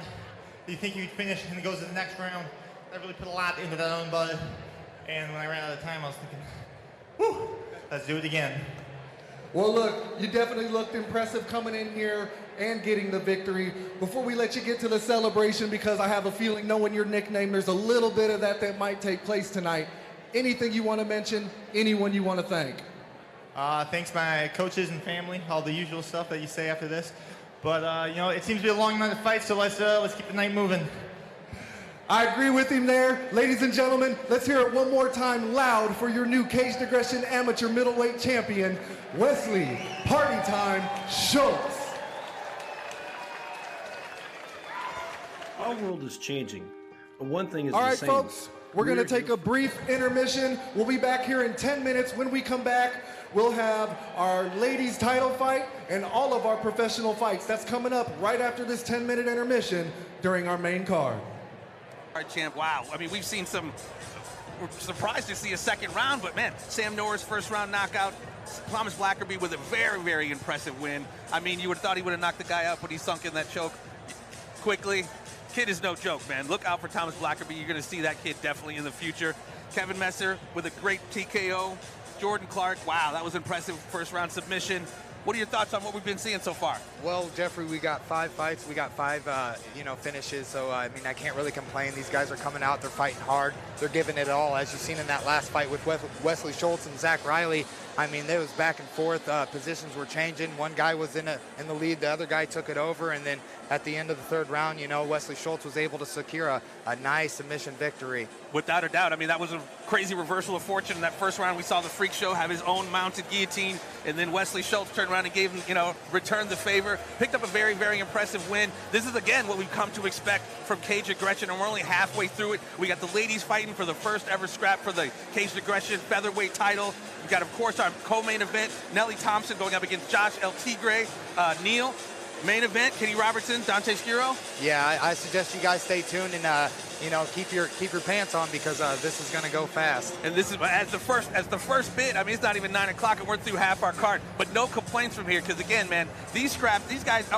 Again, the elite level of training, the elite level of talent that so many of these guys had, and we talked about that, training with elite level fighters in elite level camps. Iron sharpens iron, does it not? That's right, and when you have guys that are both equally talented, man, like I said before, it only takes one takedown, one punch that changed the night, and we've seen that 5 times now. Yeah, exactly. Again, no complaints. Buckle up, ladies and gentlemen, because after the intermission, we have professional fights again. We got the ladies scrapping for the first time ever for the featherweight title. Stay tuned, folks. You ain't seen nothing yet. All right, welcome back, fight fans. Don't forget, after the lights go out here tonight on this historic event, join us for the official Caged Aggression 30 Triple Threat After Party to find out who wins Fight of the Night, Submission of the Night, and Knockout of the Night. That's all going down just down the road at Ruby's during the Caged Aggression 30 Triple Threat Official After Party. And hey, don't forget, while you're still here this evening, head on over to our friends over at the QC Sneaker Vault and grab your commemorative t-shirt. Tell them the fighter you're here to see, support that fighter, and show you were a part of history. That's all over there in the corner with our friends over at the QC Sneaker Vault. We're gonna go ahead and get into the main portion of tonight's card right now.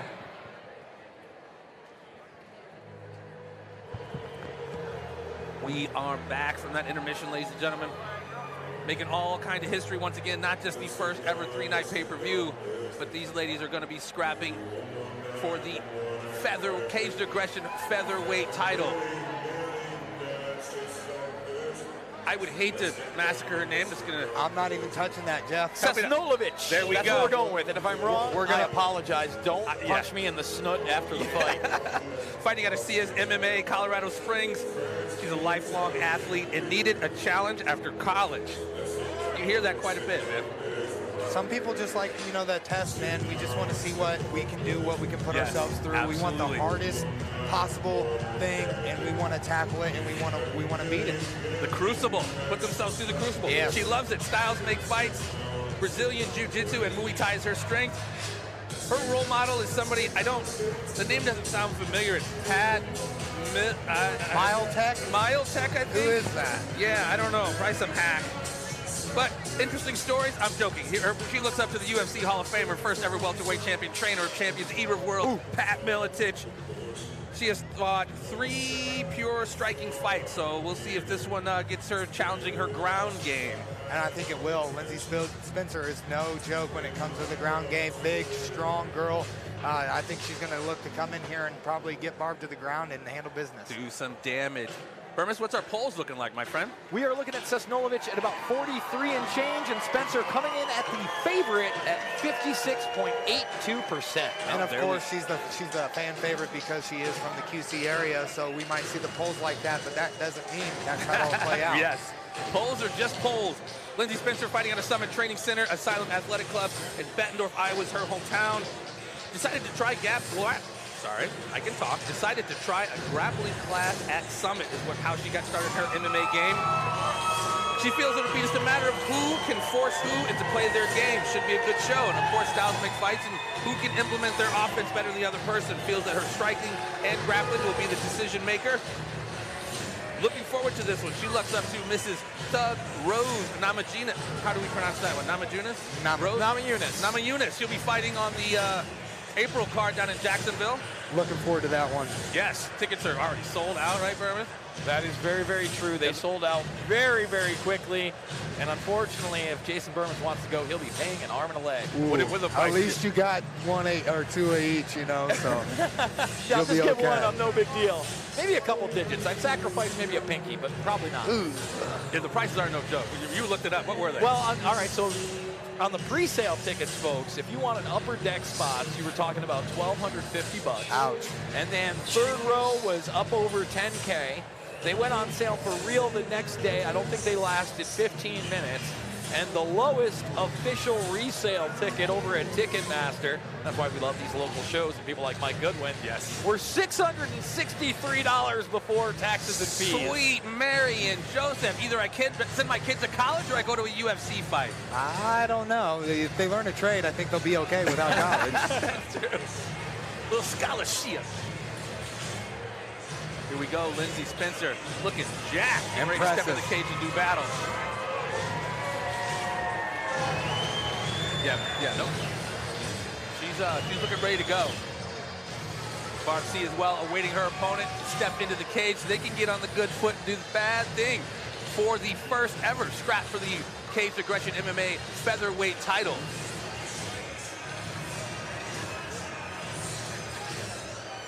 Her arms are bigger than mine. They might be bigger than mine. Great girl, though, man. I've trained with with Lindsey Spencer. You gave it to me, Jeffrey. I can't talk. I've trained with her a few times, and man, just she's a good person, positive person to be around, and she's a great athlete. Ladies and gentlemen, our next bout of the evening is scheduled for 5 3-minute rounds for the Caged Aggression Women's Amateur Featherweight Championship, powered by Squirrel's Tree Service. Introducing first, fighting out of the red corner. She stands 5 feet 10 inches tall and weighed in at 145 pounds. She trains at Cease MMA and is sponsored by Top Shelf Sports Group, Tyler Minton Nutrition, F45 Stetson Hills, and Tempest Fugit Kennels. Joining us from Colorado Springs, Colorado, Barb, the Outlaw Sesnolovich. And her opponent, fighting out of the blue corner, She stands 5 feet 7 inches tall and weighed in at 145 pounds. She trains at Summit Training Center and is sponsored by Tri-State Insulation, True Team Realtors, Paisano Electric, Abundant Health Physical Medicine, Macaulay Team Realtors, and Howard Health Quarters. Joining us from Moline, Illinois, Lindsay Spencer.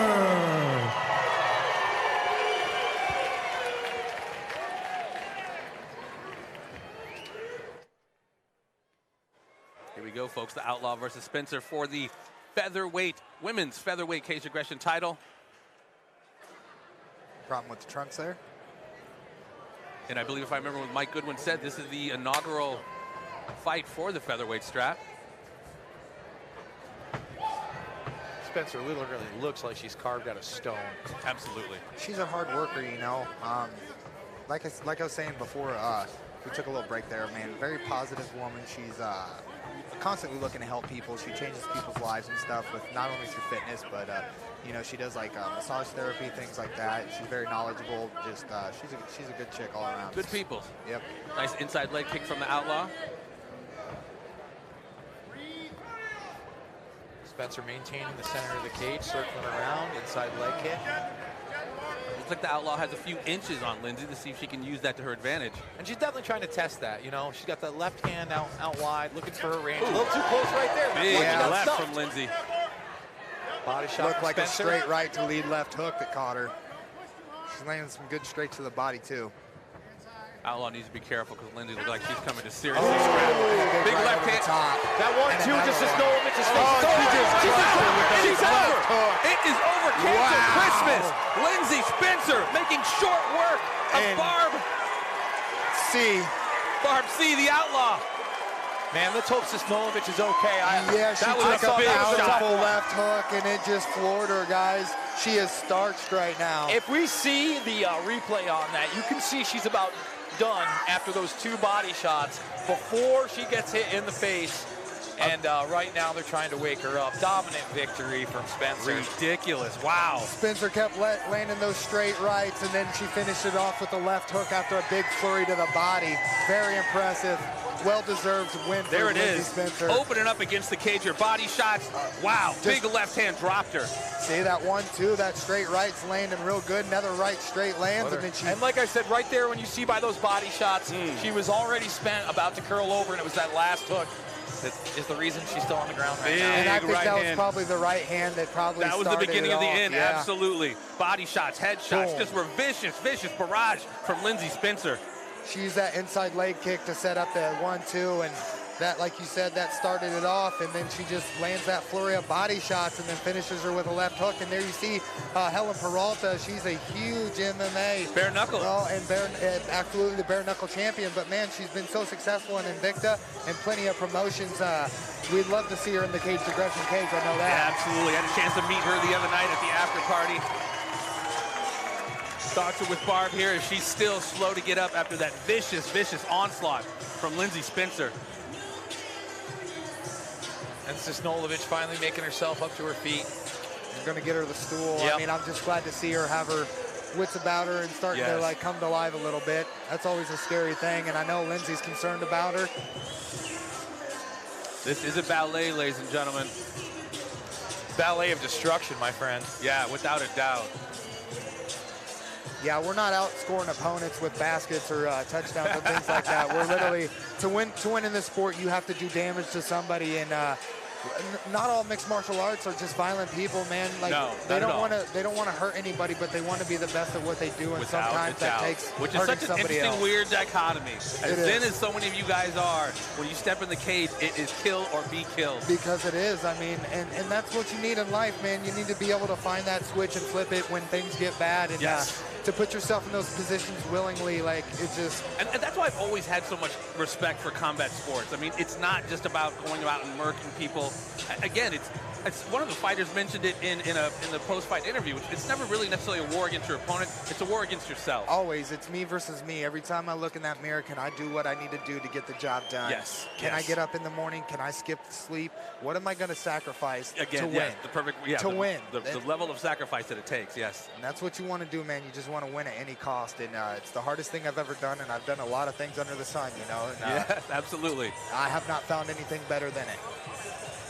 I can't explain it. I can't tell. No, I mean, again, like I've never, on your guys' level, never, but it's a huge testament of like personal development, mixed martial arts, and martial arts in general is really, it's a journey, man. So I think it's like Ladies and gentlemen, your referee, Bruce Allen, has called a stop to this contest at 1 minute, 4 seconds into round one, declaring your winner by knockout and new Caged Aggression Amateur Women's Featherweight Champion, Lindsey Spencer.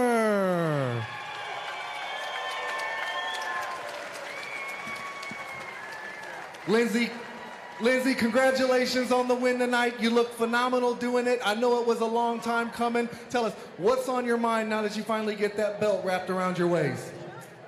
Getting another one? Getting another one. Short, sweet, and to the point. Well, look, you know, anyone that follows you, anyone that keeps track of your career, they know you got a plan. They know that you stay focused. What is the plan? What is the next step towards that next belt? Anything in mind yet, or just relish this victory? Yeah, I'm gonna enjoy this one for sure. Like you said, long time coming, but we'll be looking for the next one and make a plan from there. Well, look, I know that you've been doing a lot of work too, but before we talk about that, we got some of your handiwork up on the screens here. If you don't mind, why don't you walk us through the last couple moments of that matchup? Well, I saw a couple of times I tagged her, and her eyes kind of got big, so I knew that was the time I needed to get in there and finish it. So when she started backing toward the cage, I figured I was pretty close. Well, like I was starting to say, you know, you've done a lot of work. You've been working with the people that you need to. Anyone that you want to thank or anyone that you want to mention as far as help coming into this fight? Oh, for sure, tons of people. My coaches, Tim and Joe right here, they've been with me since day one, and definitely wouldn't be here without them, for sure. Helen here has been an awesome addition to my camp. She's amazing. I look up to her so much. Been able to get work in with Junior Hernandez this camp as well. Everyone at Elevation Fight Team in Colorado allowed me to spend part of my camp up there. That was amazing. My sponsors backing me, they are amazing. Abundant, I can't think. Abundant Physical Medicine, TSI, Macaulay Team Realtors, Pisano, Howard Health Quarters, yeah, Abundant Healthcare Physical Medicine, and I have so many friends and family that are here or streaming and watching, and my phone, I love you guys. My phone's been blowing up all day with people showing their support, and it just means the world, so. Well, you can definitely feel the love. You can definitely feel the support. We're definitely looking forward to seeing what comes next. But until then, congratulations one more time. And let's hear it for your winner tonight, ladies and gentlemen. New Caged Aggression Amateur Women's Featherweight Champion, Lindsey Spencer. And new.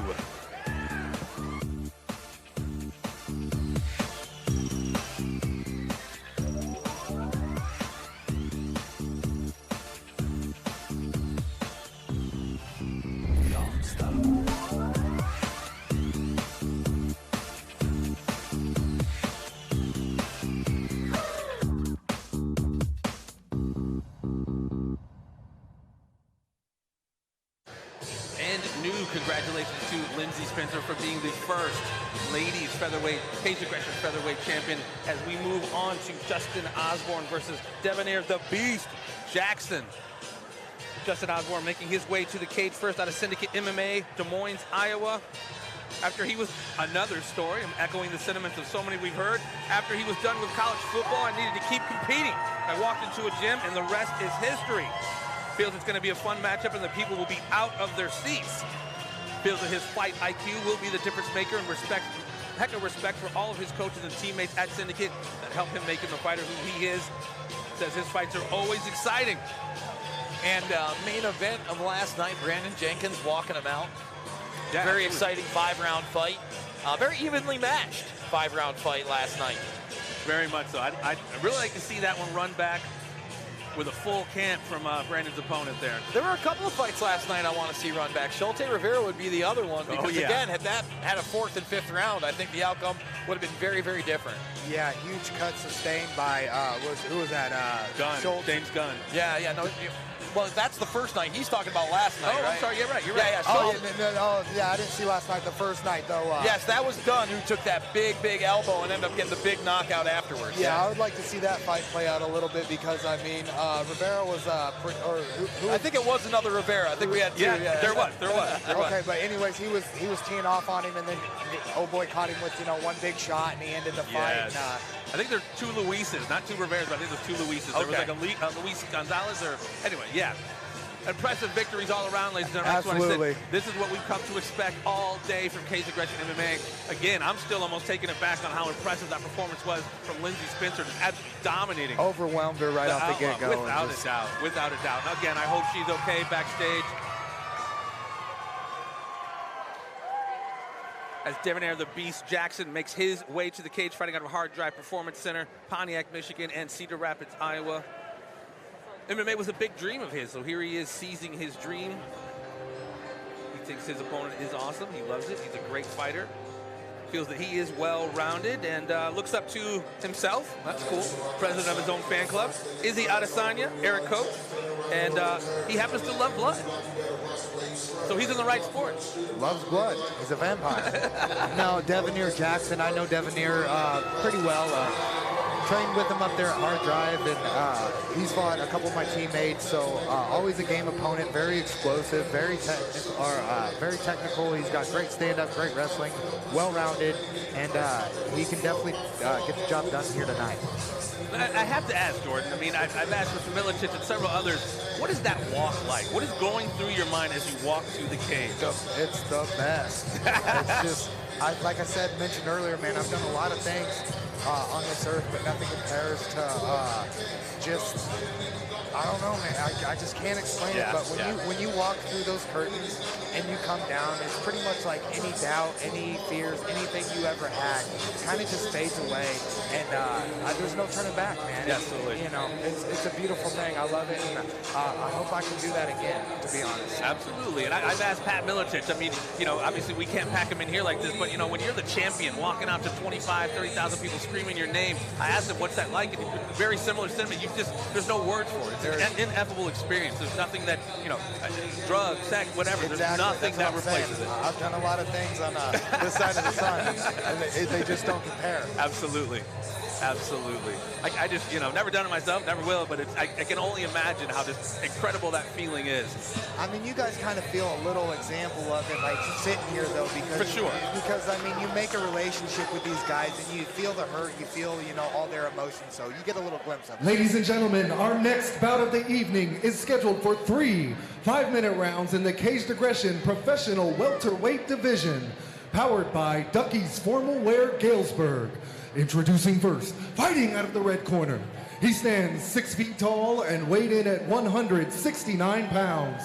He trains at Syndicate MMA and is sponsored by Elite Medical Center and Makotech Mouthguards. Joining us from Las Vegas, Nevada, Justin Osborne. And his opponent, fighting out of the blue corner. He stands 5 feet 10 inches tall and weighed in at 167 pounds. He trains at Hard Drive Performance Center and is sponsored by Bloom Hemp CBD, Shanna's Creations, and Vital Proteins. Joining us from Cedar Rapids, Iowa, Devonair the Beast Jackson.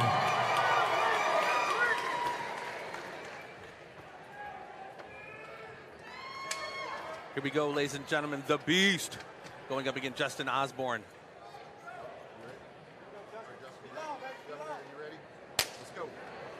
We are underway. And speaking to Jackson saying he's his biggest fan, I kind of like that. I say be your own hero. Absolutely, absolutely. If you don't believe in you, nobody else will. Precisely. Got to be your own advocate. Captain of your own team. Big high kick from the Beast. Good combination. turned in favor from Osborne, blocked by the Beast. You know, and guys like to do that. They get hit with something, they like to return the favor. You know, or something's attempted, and they think, oh, I can do that. Here's Watch, how you watch. do it, son. Yep. Slow start to this one. Both fighters clearly have a respect, feeling each other out here in this first round. Both trying to find their distance. You know, we've had a couple 1, 2, 3 exchanges, nothing crazy, getting out of the pocket. I think Osborne might be shooting a little bit too close, as he's the lankier fighter. Might want to keep on the outside just a bit more. And there he is jumping in. Got to be careful, because I could just tell, like you said, Jordan, Devonaire is explosive. Very, and he could get this fight to the ground at any time, I believe, too. But he likes to finish fights with knockouts. He likes to give the fans what they want, and he's looking to do that here tonight. Like we do here at Cage Aggression, we see highlight reel type knockouts. And Mike has a good does a good job of picking those kind of guys, man. Yeah, so many of these matchups are a big testament to Mike Goodwin. He just does an incredible job of matching these fighters up. Osborne was swinging for the fences on that big left high kick, man. He's trying to take his head off. Looks like, ooh, inside leg kick, big one. I guarantee you that did not feel good on Justin Osborne's leg. No.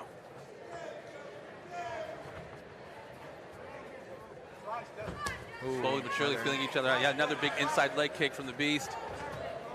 Goes for that left high again. Coming up short. About 5, 6 inches short, still trying to find that range. What's our poll looking like there, Bermas? We've got Osborne at 40 and change, and we've got Jackson at almost 60%. So Jackson's still the favorite right now, according to the fans. Again, they are just polls, but it's a nice, healthy indicator what the fans are thinking. See, there's Osborne seeing how far he has to be away to clip him, pushing him back to the cage. That I like. But he's still Good getting caught on the way Jackson, out. Yep. Yeah. Heard that one. He's not getting out enough, and when he's going in, I mean, they're not feints. I mean, that was a pretty solid kick attempt, but I'm not seeing a 1, 2, 3. Not a lot of combos or setups, and that's what he's going to want to do. He's going to want to put more punches together, more kicks together. The 1s and 2s rarely land. Guys know what's coming. It's the 4th, 5th, 6th punch, kick on the end that's going to do the damage. Especially when you're fighting at a distance like that. Ooh, and a good body kick. About 2 minutes left here in this first round. Close round, but I'd probably lean good towards check Jackson. by Devonaire. He Nice did a check. cross leg check and got him with the knee, man. That was nice. Just misses with the overhand right, too. So many people disregard those leg kicks, Jordan, but tell people what the difference is between taking a leg kick or checking a leg kick. Well, if you can see the back of Osborne's leg right now, it's just completely red up there by the thigh area. It's painful, man. Checking a kick feels like nothing, but taking one, I mean, it can totally change the outcome of the fight, especially to the lower calf. Nowhere for that blood to go in those smaller muscles, and it just makes it almost impossible to put any weight on it. Absolutely. Well, I was just going to say it compromises your mobility. You can't strike the same, can't move the same. And if you're familiar with Caged Aggression and the former champion Eric Wisely, he was an absolute mastermind at low leg kicks. He would end fights strictly on leg kicks. And he's getting those leg kicks in, Devonaire. Oh, and a nice look at the body. That's a couple. Those are going to add up, guys. You see the midsection. You can see, yeah, you can see him welting up already. Everywhere he's kicked, he's now got marks on his upper right leg. He's got that mark on his upper left leg back. Just misses the right hand and the high kick. I tell you what, guys, Devonaire is doing a great job of moving around the ring. He's not giving Osborne any stationary targets. Nice takedown. Yep. Back to his feet, though. Osborne's back to his feet. Hey, nice left hand over the top. A lot of good things to say about Devonaire Jackson right now. I can't even keep up with all the action. Up against the cage here, trying to get a little wrist control is Jordan, or Justin, I apologize. Just over 30 seconds. See if he gives a big lift here. Looks like it. Looks like he's setting up for it. Yep. Osborne getting some frequent flyer miles tonight. Knees to the thigh. He's trying to, but he hasn't gotten those hands clasped. They're kind of clasped, but it's in an awkward direction. He's got that arm stuck in there as well. So not quite around the waist. Now he's around the waist. The leg kicks and even the knees there from the Beast is doing damage to the legs of Osborne. 5 seconds left. He gets another big takedown. See, when Osborne goes to reach over that head, you're actually giving him something to lift up on. You're loading your body weight up on the shoulders of your opponent, and they can take you for a ride, as you've seen. As we see, wow, outside leg of Osborne bruised up, inside leg of the right leg is bruised up.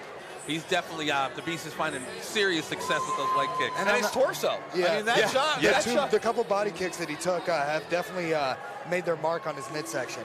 And I'm not sure what the judges are like tonight, but if they're anything like last night's card, you know, that might be a 10-8 round for Devonair Jackson because he just pretty much dominated the whole time. The stand-up, the grappling. Well, they were giving out the 10-8s out like candy last night. And I'm a fan of the 10-8 round, but I'd like it to be warranted, you know, like there's got to be significant damage. Yes, and, yes. I think in the 10-8, especially if you're in an amateur situation, because you only have 3 minutes, it's got to be either a close submission attempt or a knockdown that could have been a finish. Now, in a 5-round fight, if you're on top of the guy for 4.5 minutes out of the 5 minutes, he's not doing anything, okay, we can talk. I still want to see some striking in there. There's got to be damage done. That's my only opinion on that. There has to be damage done. And if you're looking at the body of Justin Osborne, he's taken quite a bit of damage just in the first round. And again, you never know what the judges are really looking at. So you obviously, you know, traditionally, you just don't want to leave it up to the judges. And you can see the back of the leg, it's starting to turn purple Oh, now. yeah. And another body kick. Now that hurt a little low. Okay, all right. That one did catch him a little bit low. I think he blocked the kick and it kind of pushed it down into the cup area, but it was not targeted. So I don't think a point's going to be taken on this one. And nor should it be. You know, Devin's been really, really, really on point with those kicks right now. Right. And like you said, it did look like a block. It's very quick. Maybe we can get a replay and we can take a look at it, but no foul play on this one, I believe. No, and you know what? This gives him a little bit more time to regroup, maybe rethink what happened in the first round, try to keep that distance, try to keep those leg kicks away from his body, away from his legs. And we're about to ready to kick it off. Here it comes again.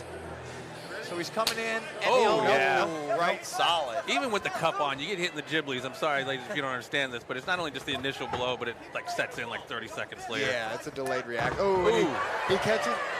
Caught him, but lost his balance there, slipped up a little bit. Osborne still looking fresh. Yeah, man, he's a tough guy. He's taking everything the Devonair's had to offer, and he keeps body shot. That was a kick. And he keeps coming forward. He's the one to He's coming walking him forward down in the fight. Yes. Ooh, and again. Man, those leg kicks just reverberating through the crowd here. And you can kind of see Jackson feeling himself in his face right there. And that's when guys start to get dangerous, when they get settled in, when they get comfortable in there. It can be, you know, you can do a lot of bad things. Start getting in that zone. Oh, yeah.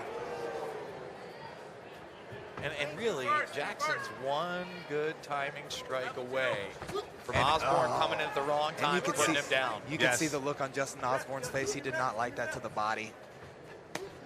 Just misses.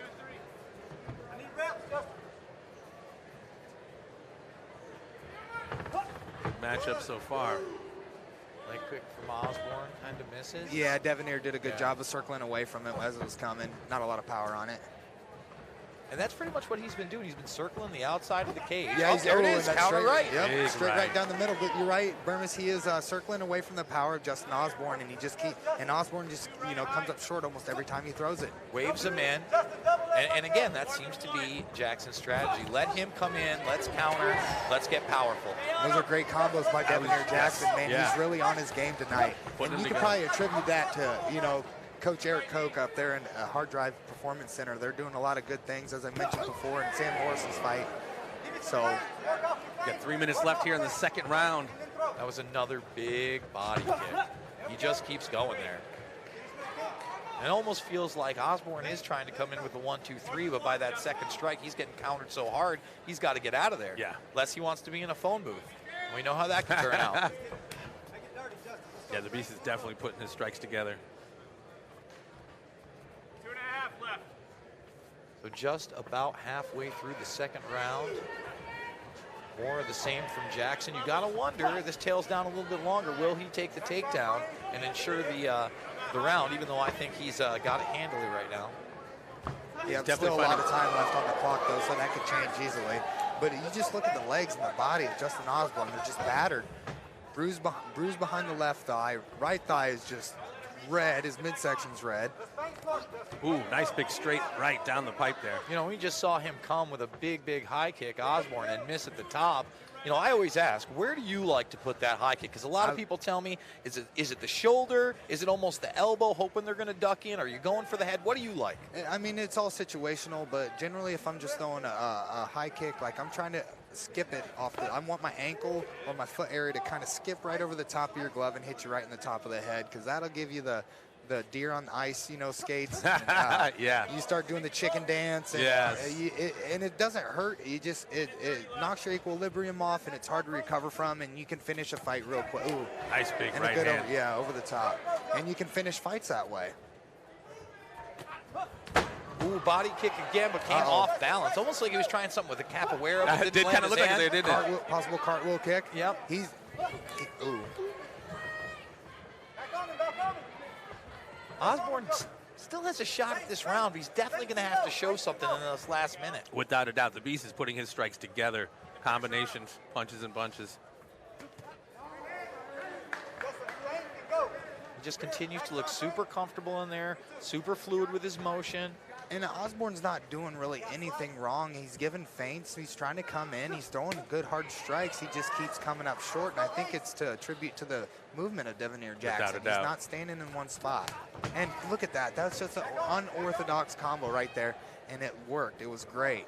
I mean, nice inside leg. He came in with the one. He swung kind of Over wide the with the right, and then somehow got that leg kick in Yep. pretty solid.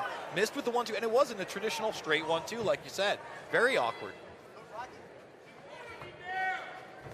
Yeah, like you said, Jordan, very impressed with the Beast's movement tonight. And see, Osborne just comes up short with that hook. And there it is. 10 seconds Another to go. takedown. Gets the takedown, ensures the round. Do some damage. Does some damage. Big knee And those possible. are some big shots right Yeah, there. without a doubt. Big elbow. Whoa. That one Big hurt him. elbow. It definitely hurt him. Short elbow there at the end of the round almost put Osborne down. Yeah, you can tell he's a little wobbly heading back to his corner. And Osborne is not a bad fighter. I mean,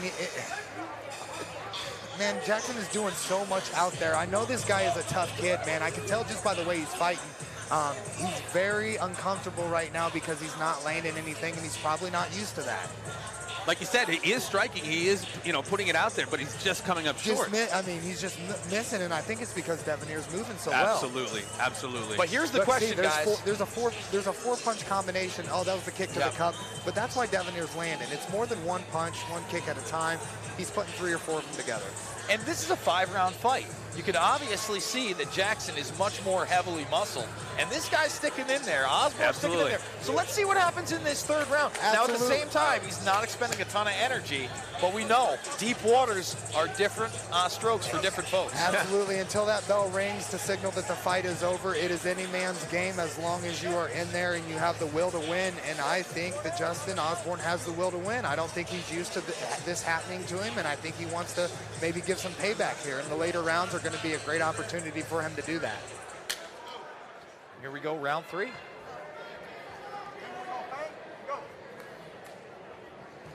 Oh, and a straight right, counter right by Devoneer Jackson, lands again. He's doing such a great job of countering those every time he comes in with the 1-2. It seems like he's not getting away unscathed. And that's got to weigh on your mind. Yes, I mean, when you're a fighter, and like you said, you're so frustrated that you're not getting off, but you're also getting tagged. I mean, that's got to be tough. Yeah, pretty disheartening, I would just say, because like you said, he's putting it out there, just coming up short. Nice shot.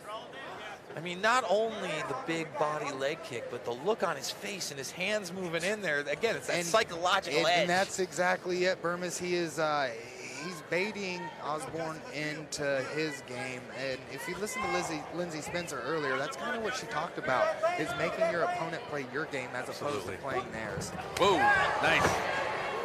Nice slip of that big high kick. And he doesn't overdo it. You know, he tried to get him about with 3 different combinations. Ooh, big head kick. That one partially blocked, it looked like. Partially blocked, but I bet it did not feel good. No. And again, he caught him with the end of his foot. Now, oh, that leg hook took him down. We might be seeing the beginning of the end right here. A lot of time left in the 3rd round. Definitely a lot of time left. I think you're right. Great kick there for the Beast. Wow. Very impressed with the Beast's movement tonight, man. Osborne looking to his corner for some advice. Osborne's corner calling for a level change. I don't know if they want him to try to wrestle. I'm not sure what kind of wrestling the kid has, but he's got to do something to get away from Devoneer Jackson. Jackson feeling very loose and comfortable in there. And as Bermas mentioned earlier, the hands, the facial expressions, all of that, it's just toying with the guy. He's making him angry. He's making him want to do things, and he just can't do it. Demoralizing. In previous rounds, a couple of times, he actually waved him in. Oh, big right! Man, but the toughness of Osborne. He has a chin, man. Buddy. I mean, with the shots he's taken, to only be taken to the ground on that severe leg kick, it's actually very impressive.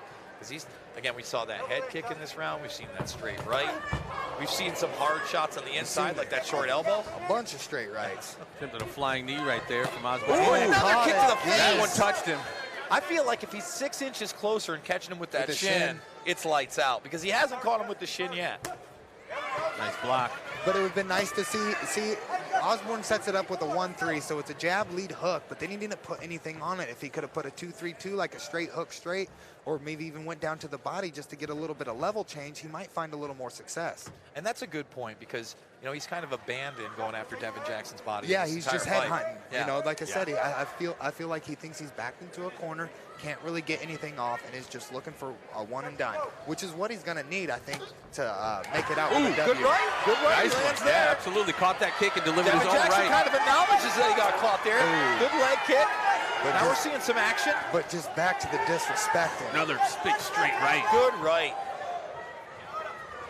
Just over 90 seconds left in the third round. This is a 5-rounder, folks, so keep it strapped in. The heart of Osborne, though, man. This guy is no joke. Into the center of the cage. Minute 30 seconds left here in round 3.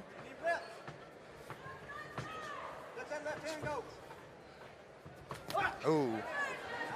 Straight right didn't connect all the way, but still clipped him.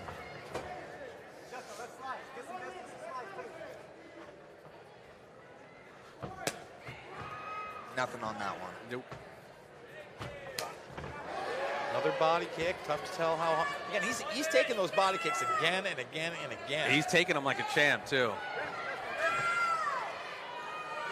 And with those later championship rounds coming up, that could play a toll to the demise of Justin Osborne. I mean, that body's going to be so purple tomorrow, he might as well get a Barney tattoo. Body, his legs, absolutely. Not sure if that was a clean shot that dropped him or if it was more like a push as he came. I think it was a push. He's a little bit off balance, backtracking on his wheels. Right. But here we are again at the end of a round. Devin Jackson on top. That's right. He's covered the distance, and now he's going to get his strikes in. We've seen this almost every single round. You know, in the second round, he wasn't able to get him into the ground as much, but he pushed him up against the cage. He got those clean shots. Looking like good hips by Justin Osborne here. He's got a nice high guard. Maybe looking for an arm. Bar. Yep. Oh, good job got out of it. Ooh, good job on Devin here to pull that out. And it looks like he finally caught 10 seconds Osborne left. Look like he under opened the him up eye. a little bit. Yep, Absolutely. a little bit of a mouse. Just grinding to finish this round on top. Absolutely. Great Big round elbows. for Devin here, the Beast Jackson. And here we go. Oh, maybe that is the end of the fight. It said 3 5-minute rounds, but maybe that's it. We saw him hug. Maybe Devin here thinks the fight's over. I don't know. Nope, I think I see a ring crowd girl coming out with 4, maybe not. Maybe not. Folks, confusion in the booth. That's right. I believe that is it, ladies and gentlemen. That is it. Yes.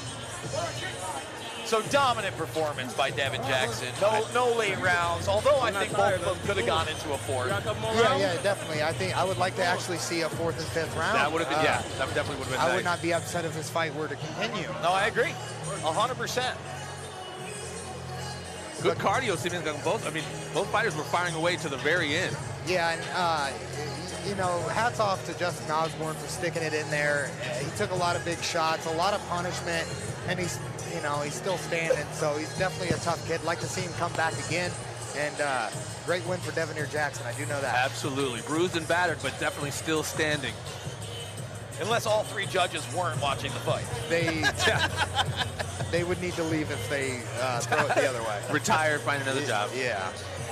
We're going to do the scorecards if it's off score, is what you're telling me?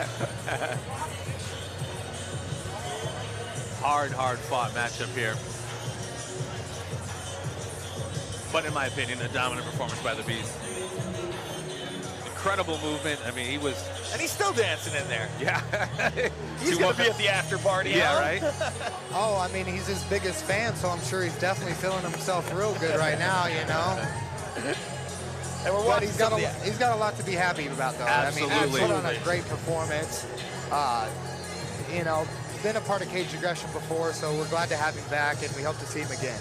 And did a really good job at controlling the action by being on the outside and not taking the center of the cage. Exactly, and that, you know, a lot of time you see the guys pushing the pace, pushing the action, be the ones to become the victor, but that's when the guy on the outside isn't landing cleanly. But Debonair Jackson landed cleanly all night, and he definitely showed that why he's the beast. Yeah, and you can see that worn on Osborne's body, all head over. to toe. Ladies and gentlemen, we go to the judges' scorecard for our decision. All 3 judges scored this contest 30-27, declaring your winner by unanimous decision, Debonair the Beast Jackson.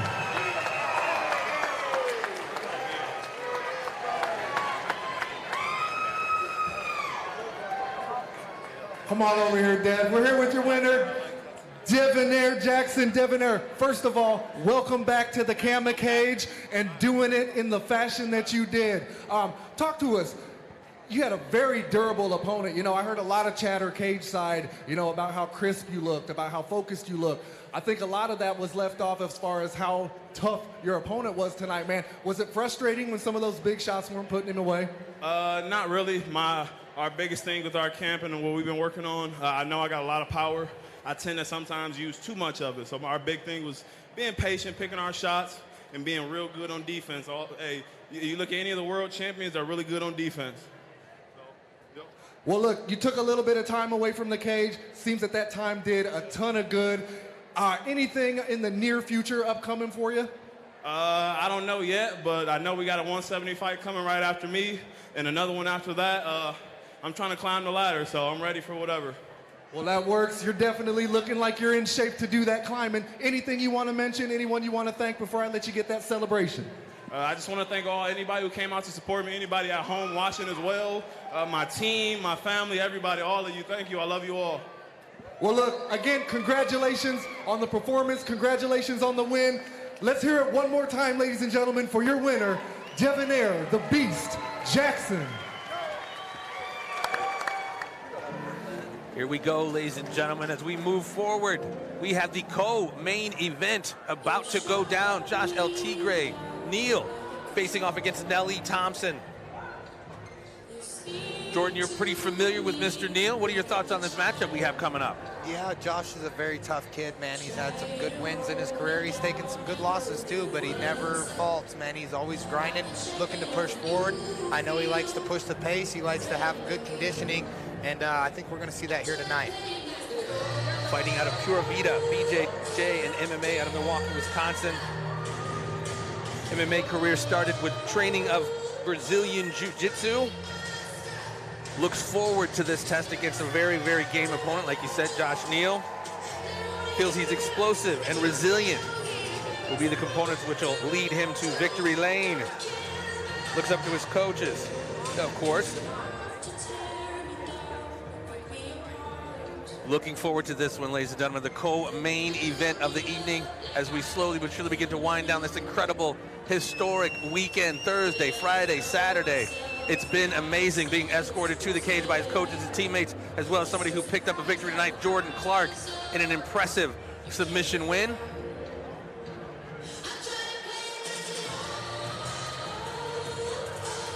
Tell you what, you got a couple strong mustaches up there. Moustaches. Nelly, no stranger to the cage.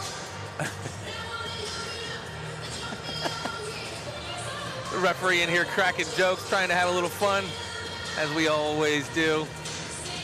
But this is our co-main event of the evening. Nelly Thompson going up against El Tigre Josh Neal. Looking forward to this one, guys. Yeah, and with Josh Neal being the fan favorite, Nelly's going to look in here to come in and control the fight and possibly dominate a good ground game. We know that's kind of been one of Josh Neal's weaknesses in the past, and hopefully he can make the adjustment for this fight and stop some of those takedowns and control the stand-up.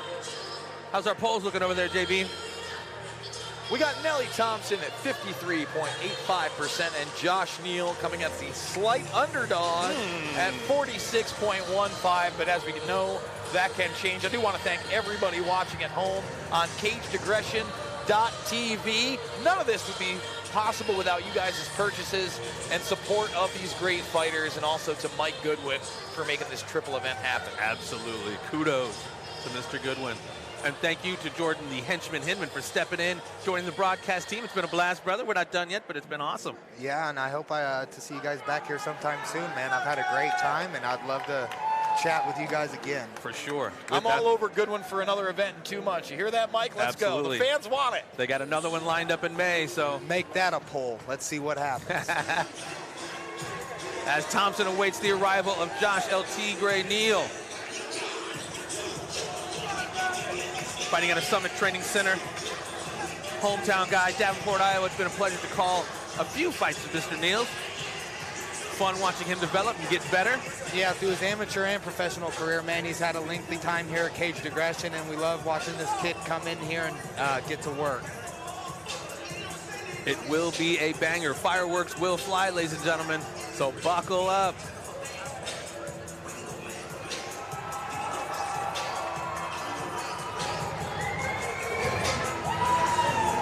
And you can feel the crowd's atmosphere as Neal walks down the aisle. Yeah, just wait till you guys see his banner. It's hilarious. I don't know if you've ever seen Scarface, but this is epic, man. He's got a banner of all time right now. It's great. And there's all Smiles Trowers right behind him. Yeah, that's with that gonna big have old to smile. stick. Yeah, That's during the break, stick. I saw him during the break. I'm like, can you please just frown just for like 3 seconds for me? It's like he's almost incapable of frowning, which is a beautiful testament. I mean, the guy's a beautiful soul. Yeah. But we are moments away from our co-main event of the evening again as we wind down this epic, historic 3-night mixed martial arts pay-per-view event brought to you, of course, by Caged Aggression MMA. Shout-outs to the entire squad, production, the fighters, Mike, broadcasters, Jason Bermas, Jordin Hinman. Some other familiar faces, man. We got Sean West right there. Yes, we got sir. Luke Rodriguez got himself a win Thursday night. And, Junior Hernandez will be cornering Josh Neal. Huge veteran in MMA. If you know anything about MMA, you should know a little something about Junior Hernandez. Absolutely.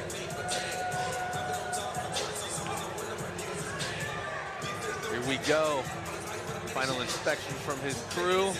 And looking really good after the weight cut, too. You know, he looked a little bit depleted yesterday. I'm not saying that he looked bad, but I mean, he looks filled out. Looks like he's ready to go. He said he had a great camp, and he's ready to do business. And that's what these guys do, man. A lot of water comes out of the body to be able to make weight.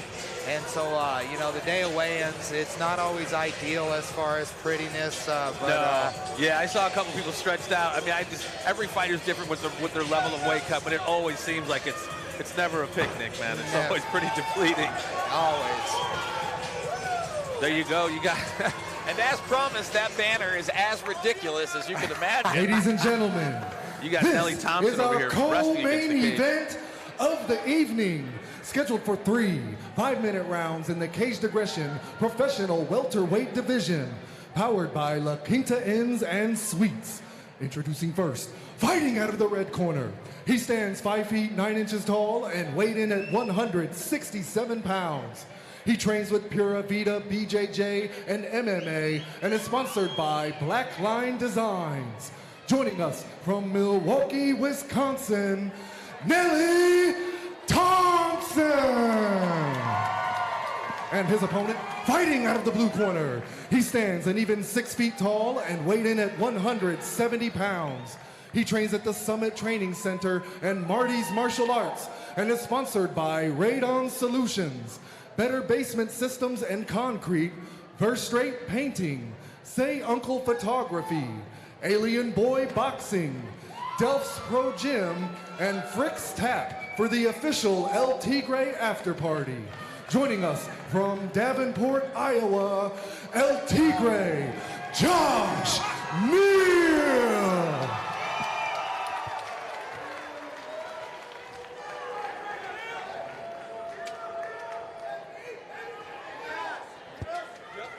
Go time, ladies and gentlemen, for this co-main event of the evening. El Tigre, Josh Neal, about ready to face off against his very game opponent, Nelly Thompson. Here we go. Look at both of these guys. These guys came in shape, man. I tell you what, Nelly's built like a brick, you know what, and Neal's looking thick himself. So. Absolutely.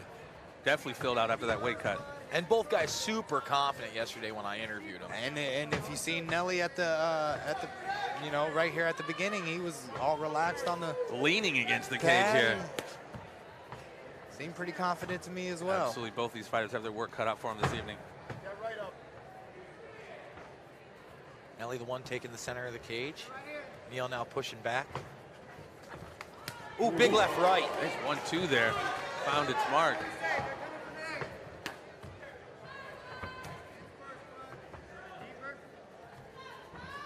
Both these guys looking for a little bit of distance, lots of feints, lots of movement. Thompson's definitely got the movement down. Nice Good outside calf leg kick. Yes, sir, from Josh Neal. He hits a couple more of those. Nelly might not be moving too good. Big overhand right. I think he caught him on the shoulder. A little bit of a smile from Neil afterwards. Level Big change. shot. Ooh, gets caught with a left on the way Left out. hand. Ooh, goes Big to the shot. clinch. Dropped him with the right hand.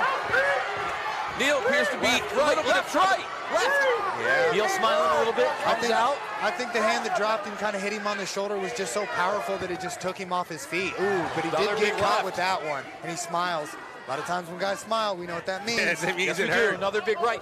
Neil trying to come in with a right, lands, but does not look as effective. Getting seriously countered by Thompson. And Nelly Thompson looking Good laser calf focused kick. right now as well. I think he should go to those a bunch, man, if he wants to slow Thompson down. I think you're right. And that Oh, attempt- nice body Yeah, kick. nice, That'll do it nice. too. You let a couple of those stack up, that'll do it too. Neil circling now on the back of the cage. Hands up.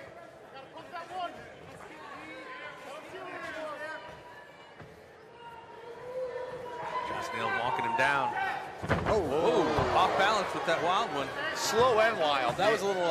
It was definitely telegraphed. He winded up way on it and swing and a miss.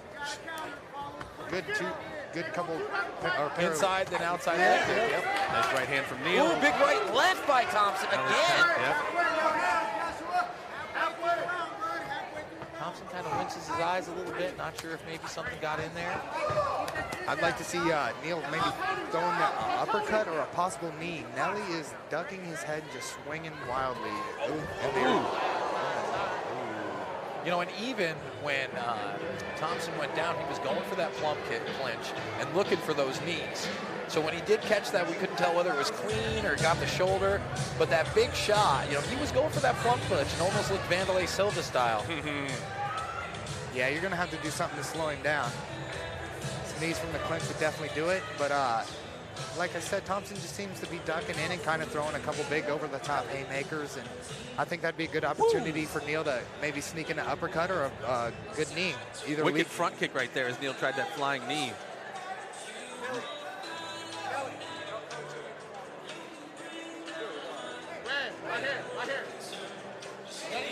Commission doing a good job. No coaching from the corners in a break like that.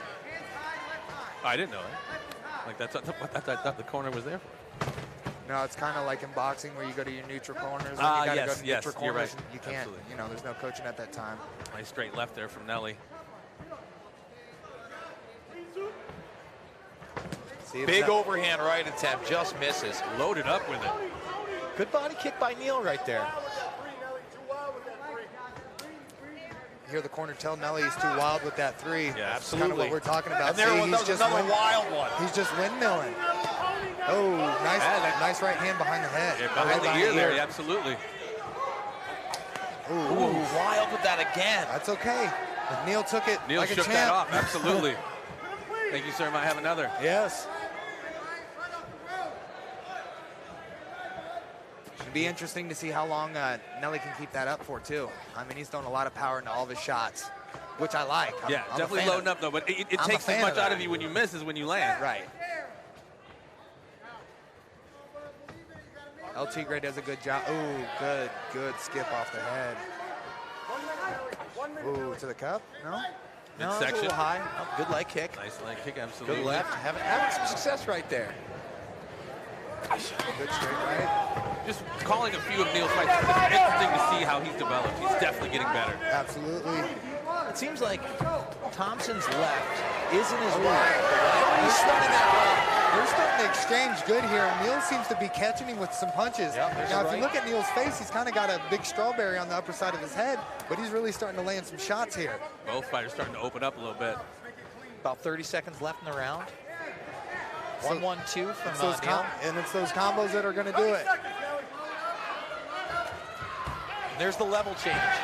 Now he gets that to the ground. And he probably solidifies the round right there. Right. That was a fairly controversial back and forth round. It could have went either way, but I think the takedown here, unless Neil can do something decisive, is going to.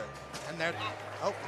I guess the clock was a little bit off because of that foul. Okay. And we saw that. I would imagine we were about 10 seconds behind, folks. That's why we missed that one. But at the same time, like you said, you know, there was some really good back and forths. Could have been up in the air. The judges see that takedown in the last 30 seconds. I think that locks it in for him. Yes.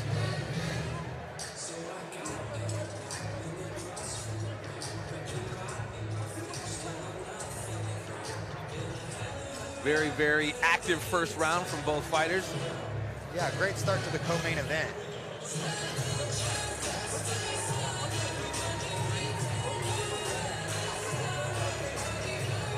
Some of them looping right hands as we watch some of the replay from Thompson. And those things look like they're coming all the way from Portland, Oregon. Yeah. I mean, my God. I couldn't tell if that was an off-balance shot right there that was the punch that dropped him. Just the way that he recovered from it leads me to believe that it really didn't catch him too much. You're right, sir. I mean, if there's a big looping right out there, Fedor Emelianenko was famous for it. One of my favorite all-time fighters. Or as you mentioned, Vanderlei. He used to love doing those looping strikes. Throw it like a baseball. Yeah, yes. As we start round number 2.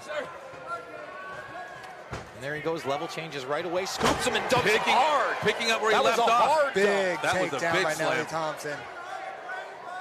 He's in side control almost effortlessly right now. Yeah, we'd like to see Neil get that left side underhook and kind of work his way out of the side control position. Get to the cage, start wall walking, hopefully. Now, when he's got his head up against the cage like that, Neil doing a good job of getting up right here. Actually, really good job. Back to his feet. Thompson all over him, though. Got around his waist. Although those hands aren't locked. Tough to see from here where he's at. Yep. Good trip. Neil back to his feet, though. Doing some damage.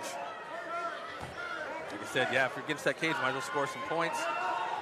And this is that dirty Randy Couture style where he's grinding your head in, not giving you any room to strike, and getting offense in where he can, like right there. Just a really quick back left. Let me see if I can get the takedown. And maybe switch levels a little bit. And it's really frustrating when you have to deal with a style like that. It doesn't make it much fun of a fight, and especially if you don't want to be on the cage. You want to be out in the open and to implement your game plan. This makes it a really tough night for you. He's doing a good job of keeping that head close to Thompson, although Thompson turns it around. Reverse position, has Thompson's back against the cage. Or, I'm sorry, Neil turns it around, and now he's got Thompson up against the cage. I would think that Neil wants to get away, push off, and try to get some of those strikes in right now. Possible clinch and throw some knees, something like that, and get back out in the open. See Thompson turn it around again. This last 60 seconds or so, the kind of dirty boxing, wrestling up against the cage that can really wear you down. There you go, get that distance going. I expect to see some haymakers from Nelly Thompson before the end of this round. Big body kick from Thompson. Josh Neal with a 1-2, gets caught with the left. Wobbled him just a bit. Still walking him down. Nelly Thompson looks like he might be a little bit gassed, though, after that. Oh, big knee landed. I think that snuck through. That's it. That's it. He's hurt, boys. Dropped him. Josh Neal. And I don't think he's going to recover from this. He's out, ref. Get it. It's over. I guess all right, he's giving him a little time. He is not defending himself. He should call this fight. Like, he does not want to be in this fight anymore. What else does Josh Neal have to do? That's not an intelligent defense. No, absolutely not. Josh Neal finishes him off in the second round. Impressive performance by the ever-developing Josh El Tigre Neal. And the referee gave Nelly Thompson every chance to recover, and I think that knee that snuck through put him down for the good.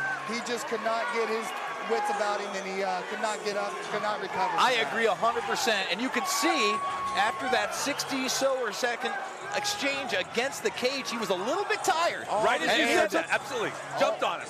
Neal took advantage of it, started landing those strikes, and like you said, snuck that knee in. And that's the conditioning that I was talking about. He likes to be in shape, man. because there's a saying, you know, like poor conditioning will make a bitch out of any of us, and that's Fatigue true. makes cowards out of men. Yeah, you know, like it's just something that's real, and it sucks when you feel that way. It's Bermas, like literally right as we both noticed that Thompson seemed like just out of the blue fatigue. Yep. Josh jumped on him. Yep, he snuck that little switch flying knee in there, and it hurt Thompson, and he went down from it. There's a little delayed reaction, but I think the fatigue on top of the knee to the head kind of just overwhelmed him a little bit.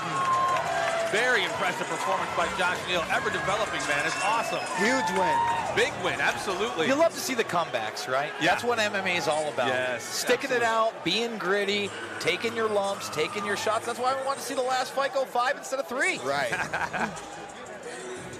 This is what we do here at Cage Aggression MMA. Tremendous co-main event. Josh Neal with a very impressive win. Over a very tough opponent, absolutely. Nelly Thompson, man. He was throwing heat on everything. A lot of power in that guy.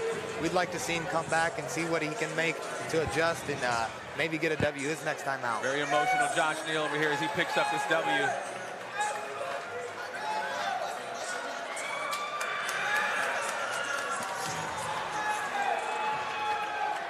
Ladies and gentlemen, your referee, Josh Stewart, has called a stop to this contest at 2 minutes, 38 seconds into round 3, declaring your winner by TKO, El Tigre, Josh Neal.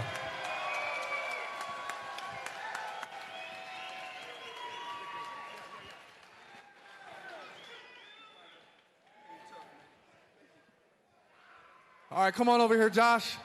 We're here with your winner, Josh Neal. Josh, first of all, man, congratulations on the win tonight. It looks like Nelly came in and was landing some big shots there early on, man. Talk to us about how you got out of that first round. I knew he was tough. I heard he hit hard, and he does hit hard. But I knew once I weathered the beginning, first round storm, that I'd be too much for him. I said in my interview yesterday, you guys can pull it up, I said he hasn't been tested in deep waters. They built him up good up in Wisconsin, but I've been through the wars. I've been through 5-round wars. I've done it all. I've been in this game for a minute, and I knew I'd take him to deep waters and he'd crumble. Hey, look, man, you've spent the last few fights floating around weight classes. What's the future plans for El Tigre? We staying at welterweight? We dipping back down to lightweight every now and again? Tell us the plan. No, man, 170 is where I'm at. It's not that I can't make 55. It's just very strenuous, and I'm getting older, and I want to have fun while doing this. I don't want the fight to be the weight cut. So I'm going to stick at 170. And, I'm saying next fight's for that strap. In my mind, I'm ready for that shit. All right. Well, hey, look, before we let you get to the celebration, which you do need to remind the fans where your celebration is, anything you want to add to this, Josh? Man, this one is thank you, everybody. Thank all my family, my friends, my corners right here, my training partners, my girlfriend especially. She prepares all my meals and gets me right. But, yeah, man, after party immediately for me at Frick's upstairs. Come on, let's celebrate. Let's do some shots. It's been a hell of a night. Let's keep it rolling. Ladies and gentlemen, keep the noise rolling a little bit longer for your winner tonight, El Tigre, Josh Neal.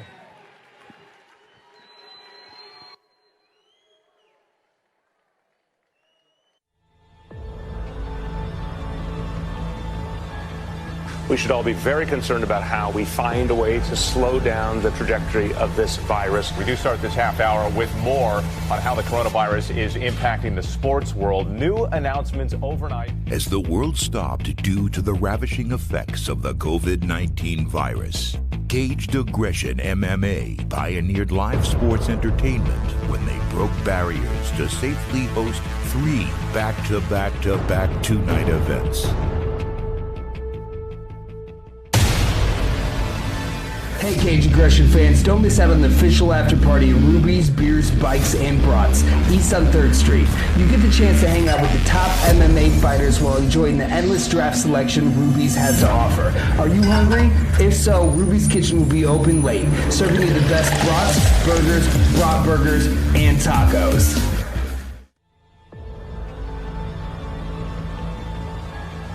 We should all be very concerned about how we find a way to slow down the trajectory of this virus. We do start this half hour with more on how the coronavirus is impacting the sports world. New announcements overnight. As the world stopped due to the ravishing effects of the COVID-19 virus, Caged Aggression MMA pioneered live sports entertainment when they broke barriers to safely host 3 back-to-back-to-back two-night events.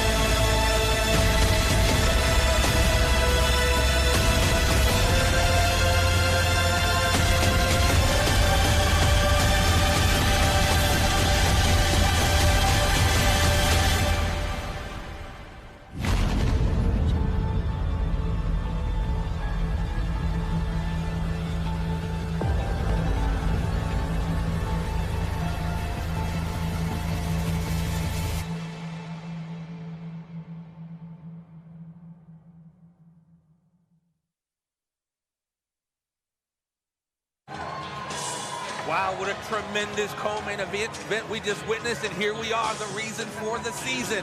Our main event, as we put an exclamation point on this incredible 3-night history-making mixed martial arts pay-per-view event brought to you by Caged Aggression MMA. Here we are, Kenny Robertson versus Dante Shiro, as Kenny Robertson, the man-beast, makes his way fans, to don't the miss out on the cage. official after party. Rubies, We have beers, Kenny Robertson bikes, fighting out of Peoria, Muay Thai, Central Illinois. Spring Bay, Illinois. He wrestled at EIU, where Matt Hughes was when Matt Hughes was the UFC champion. He also wrestled at EIU, of course. Should be a fun fight. He says he feels his grappling is going to be the tail of the tape, and he is a Bellator and UFC veteran. Yeah, Jeffrey, he's a 9-time UFC veteran, man. This guy has been through a lot of competition in his life. He has only had two fights go to decision, so he's almost got a near-perfect finishing rate. You know, that's 15 wins, 13 finishes. Very impressive. Well, he's going to fit right into how this card started out. Yeah.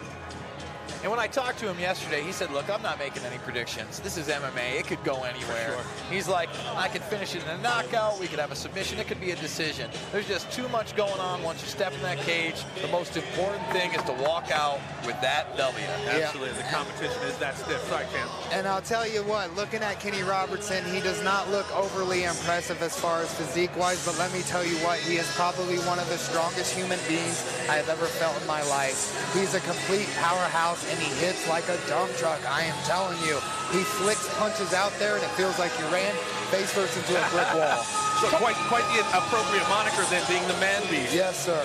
So talk about that for a little minute, because, you know, so many people out there, if they're casual fans or they're just tuning in, they've lived this kind of pro wrestling fantasy where if you've got disco muscles, you're the guy.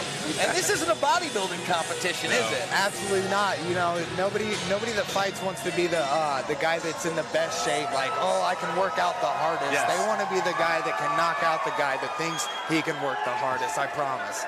As we now await the entrance to the cage of Dante Shiro. Chosen few gym, Madison, Wisconsin. Got into MMA, once again, a wrestler with that background. Good matchup, good opportunity. Feels he is good everywhere. Looks up to his coaches. And a little note here, he likes to fight, which is why he's making his way into the Caged Aggression cage for this main event of the evening. JB, what is the final poll? Well, the final poll numbers are about even right now, with Shiro just coming up a little bit higher at 51 and change. Really? Interesting. We shall see, ladies and gentlemen. We are moments away. And again, thank you to everyone, not just here at the River Center in downtown Davenport, Iowa, but everyone who has jumped on CageAggression.tv across the globe to purchase these fights this weekend, as well as Thursday. It has been an absolute honor. Thank you to Mike Goodwin. Thank you to Jason Bermas. Thank you to Jordin Hinman. This has been amazing as we get ready to kick off this main event. And, you know, talking with a couple of the guys backstage about this fight, they felt that Shiro has the edge as well. I don't know if they're just not too familiar with Kenny Robertson, or they've seen some things that Shiro can do, and they believe that he's a really good up-and-comer that's looking to make his mark in the sport. And he could do that tonight with a victory over a veteran like Kenny Robertson. That would be impressive. But again, like we talked about, this is any given night, man. It could go either way. That's the level of competition we have here at Cage Aggression. And both guys being avid wrestlers, it'll be interesting to see if they keep it on their feet and what each guy can do with that, if that's the fight we get to see tonight. Without a doubt. A lot of times you see that. Two styles cancel each other out, yes, and they just go to the other. Right. Ladies and gentlemen, fight fans at the River Center and those streaming live on pay-per-view around the world, this is our main event of the evening, scheduled for 5-minute rounds for the Caged Aggression Professional Welterweight Championship. Powered by 7G Distributing Bud Light. Introducing first, fighting out of the red corner. He stands 5 feet 10 inches tall and weighed in at 170 pounds. He trains with the Central Illinois Combat Club and Peoria Muay Thai and is sponsored by Central Illinois Line X and the Human Performance Lab. Joining us from Spring Bay, Illinois, Kenny Man Beast Robertson! And his opponent, fighting out of the blue corner. He stands an even 6 feet tall and weighed in at 170 pounds. He trains with the Chosen Few Gym. Joining us from Madison, Wisconsin, he's your current Caged Aggression Professional Welterweight Champion, Dante Skiro!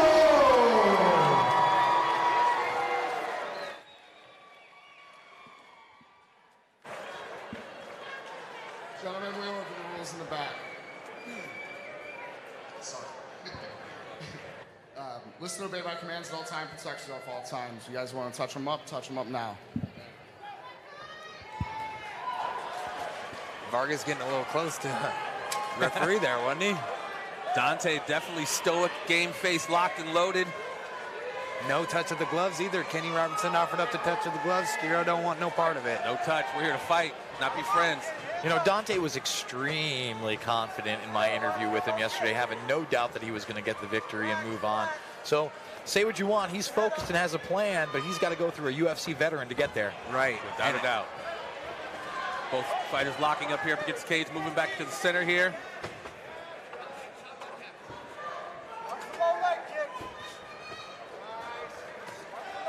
Exchanging leg kicks there. Yeah, absolutely. Dante a little flat on his feet as he circles back. Takes a left-right combination for Robertson.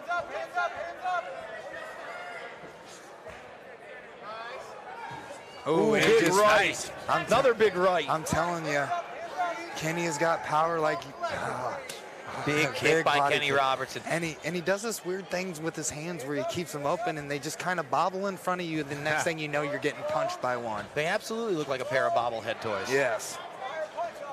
Keeps you guessing, though. Anderson Silva likes to do that. Keep his hands moving. You never know where it's coming from. But see, just watch the awkward style of Kenny Robertson. He's got great head movement and hand movement. He's totally keeping you unaware of what he's trying to do, and it works. Predictably unpredictable. Whoa, nice big left hand. Definitely hurt him right there. Right hand, rather. Dante tried to change levels, but to no avail. And here we are, a little bit of that dirty boxing. He's got both hands around his waist. I'm not sure if they're clasped right now. Might be taking him for a ride, but it might just be pulling him out to get some strikes. It's where he's good. He might try to step behind or inside trip and get Shiro to the ground. Gives up that right arm around the body. Watch for a possible elbow off this clinch here on the cage. Corner's calling for knees. He gets him. And I hear him keeps calling, look for it, so it makes me think to believe that there's a big strike coming. There you go. Outside trip. You called it, champ. And now Robertson kind of standing over him. He's doing a good job. Skiro's doing a good job of controlling Robertson's right arm. Yeah, he hasn't been able to get that out even with the takedown. And Robertson looking for side control, comes back over to half mount. Now full mount. Nope, it's kind of in a butterfly guard. Yep, still in there. Little half butterfly. Looks like he's almost doing a good job through. not letting Possible heel hook attempt here. Oh, we got heel. Twist it. Oh, we've seen a little bit of a winsome. Yeah, he looks a little uncomfortable there. He's got it locked in. He's trying to think what to do here. And he's locked in pretty tight. His knees past the crotch area, so he should be out, but he dove kind of right back into it. He's going for it. He needs to kick out from here, put his foot on the butt. Now he's going for one. Now, how many times do we see this? Yes. One heel hook into another. Yes. Why is that? Well, it's really all you can do. I mean, you got to try to attack with something. You got to make him kind of wince and let go of your leg and hopes to try to get away from that. I hate leg lock situations. They're very uncomfortable for me because at any second your knee can just pop. I was going to say, those could tear you up quickly. Absolutely. And Robertson doing a good job of rolling him, and he's got him out. Gave it got up. him out right there. Skiro gave up on the leg. He's back at it. Resilient. Oh, and a big right on the way down. Big shot from the top Hooks by in. Robertson. This could be bad for Skiro. Very bad. I'm not sure if that arm's under his neck. And he's got him flattened out. I'd like to see him kind of tee off on his ear holes to soften him up, but it looks like it's under the chin. That could be it. Oh, wow, he's definitely got it locked in Switch there. palm to palm, and it should be over. I'm telling you, Kenny's a strong guy.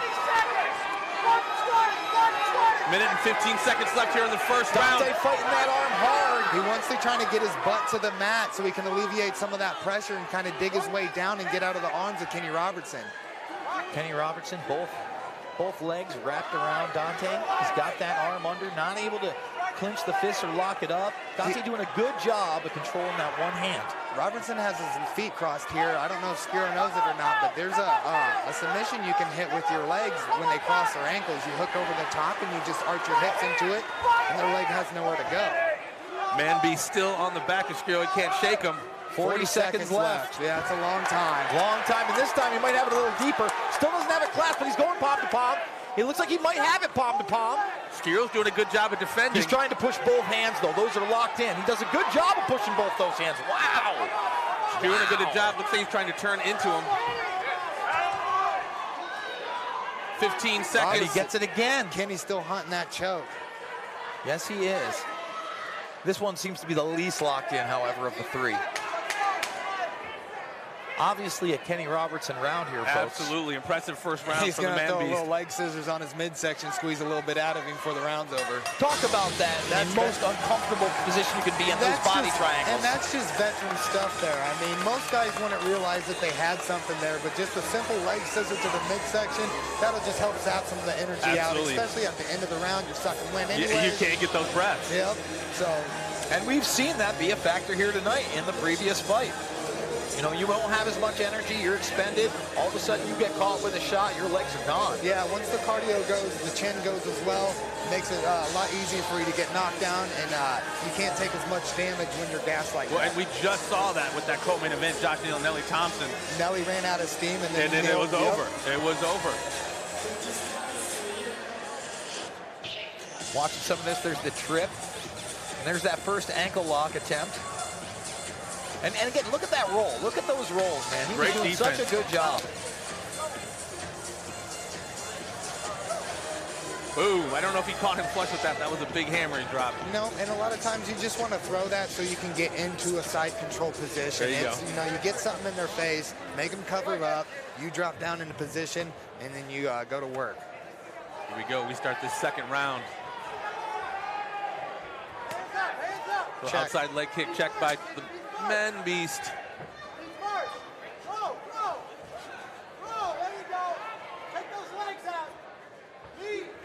Man-Beast has Skiro back up against the cage here.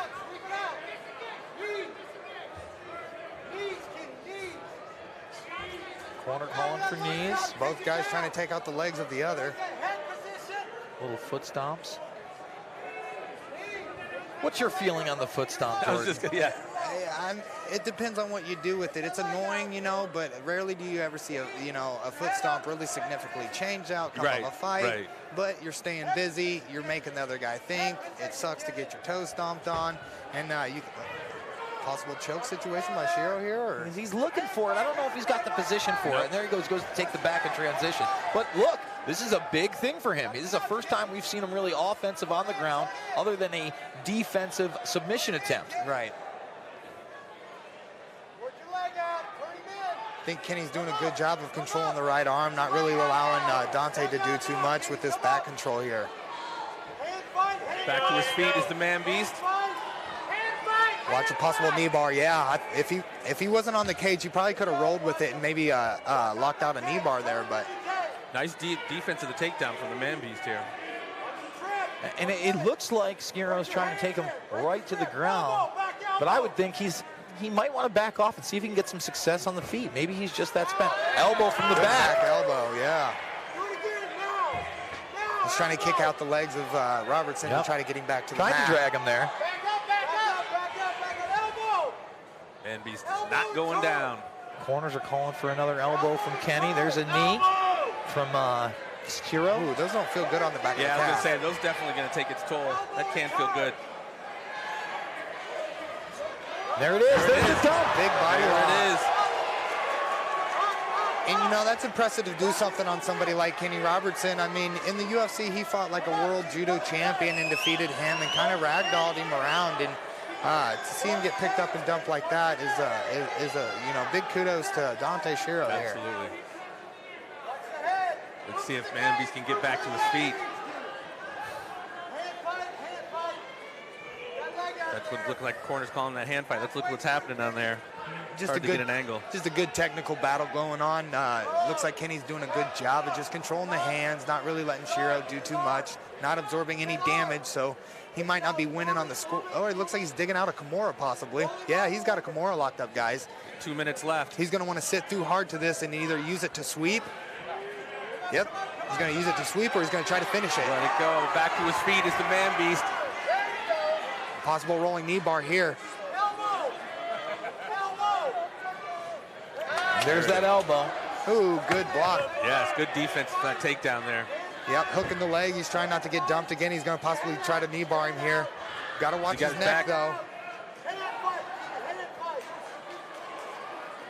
Trying to flatten Robertson out. He has. That's bad for Kenny right there. He's better watch that. Yeah, that's tough. Referee taking a close look here. He's got to give up the mount. He's got to give up the mount. You got to turn your back to the mat, and you got to face your opponent. He's taking some serious shots from Skiro. Yes, he is. This could be it. I think he's going to call it. We're just about done with this fight. Ladies and gentlemen, that is it in the second round. Dante Skiro. What a comeback. That is incredible. And Kenny's upset. He's taking a lot of big shots. Obviously, I'm a fan of Kenny Robertson, but he really wasn't answering with anything. And if you can't get your back to the mat to face your opponent, you can't see what's coming.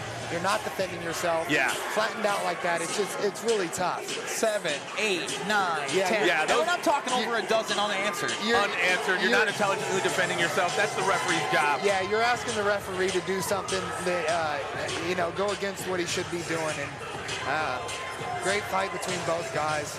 And again, props to Dante for overcoming adversity, being dominated in the first round, figuring it out, putting him up against the cage, and from what I saw, wearing him down to the point where he was able to flatten him out and go into his offense. I don't know how Robertson could really contest that. He really wasn't moving, wasn't doing anything to stop those punches from coming down. And I think he contested because he doesn't feel like he was hurt. But it's the referee's job to protect the fighter. And one of those could have severely hurt him, could have done a whole lot more damage. And just because it doesn't hurt you, the shots added up is what does the brain damage. It's just like boxing gloves. That's why there's so much more CTE throughout boxing than there really is mixed martial arts. The gloves are smaller. The knockouts come quicker. There's no standing 8, so you're not taking that punishment over and over again. Incredible comeback from Shiro. And a good Ladies and gentlemen, your referee, Josh Stewart, has called a stop to this contest at 3 minutes, 48 seconds into round 2, declaring your winner by TKO and still Caged Aggression Professional Welterweight Champion, Dante Skiro.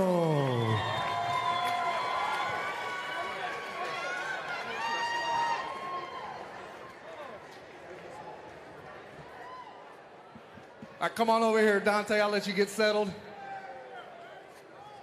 First of all, while you're taking care of that, man, congratulations on the win, man. I know fights against guys like Kenny Robertson are never easy. Talk about how it feels after the successful title defense, especially against such a big name like Kenny Robertson. Fuck, man, I don't know. It's awesome. I'm just happy to be here. I'm trying to get in a different mentality for this fight stuff. I'm grateful. Just fucking grateful, man. So how do you mean you're trying to get into a better mind state for this, bud? I don't know, just trying to figure it out. I'm still growing, still trying to get better. I'm not very happy with my performance tonight. But I got the job done, so I'm happy.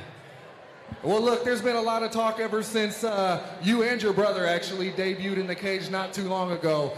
Hey, look, if there's room for you to get better, if you're planning on it, that's a scary thought for this welterweight division. So look, before we close it out, I know you got a lot on your mind. I know you got a lot of celebrating you're wanting to do. Anything you want to mention, anyone you want to thank before we let you get to the evening, Dante? Yeah, I'll keep it short and sweet. I see a lot of people walking out, but I hope you at least enjoyed it. To people that are still here, thank you for coming out and supporting me. Every single one of you, I love you guys. My wife, Emily, fucking does so much for me. My coaches, teammates, everybody, I'm fucking grateful right now. Sal, he's got a twin for Andy, my other brother. Happy birthday to you guys. Happy birthday to Gilly Gambles over here. I'll see you guys at Ruby's. All right, well, look, champ, we're definitely looking forward to the journey, looking forward to seeing more. Until then, congratulations again one more time. Ladies and gentlemen, let's hear it for your winner and still Caged Aggression Professional Welterweight Champion, Dante Skiro.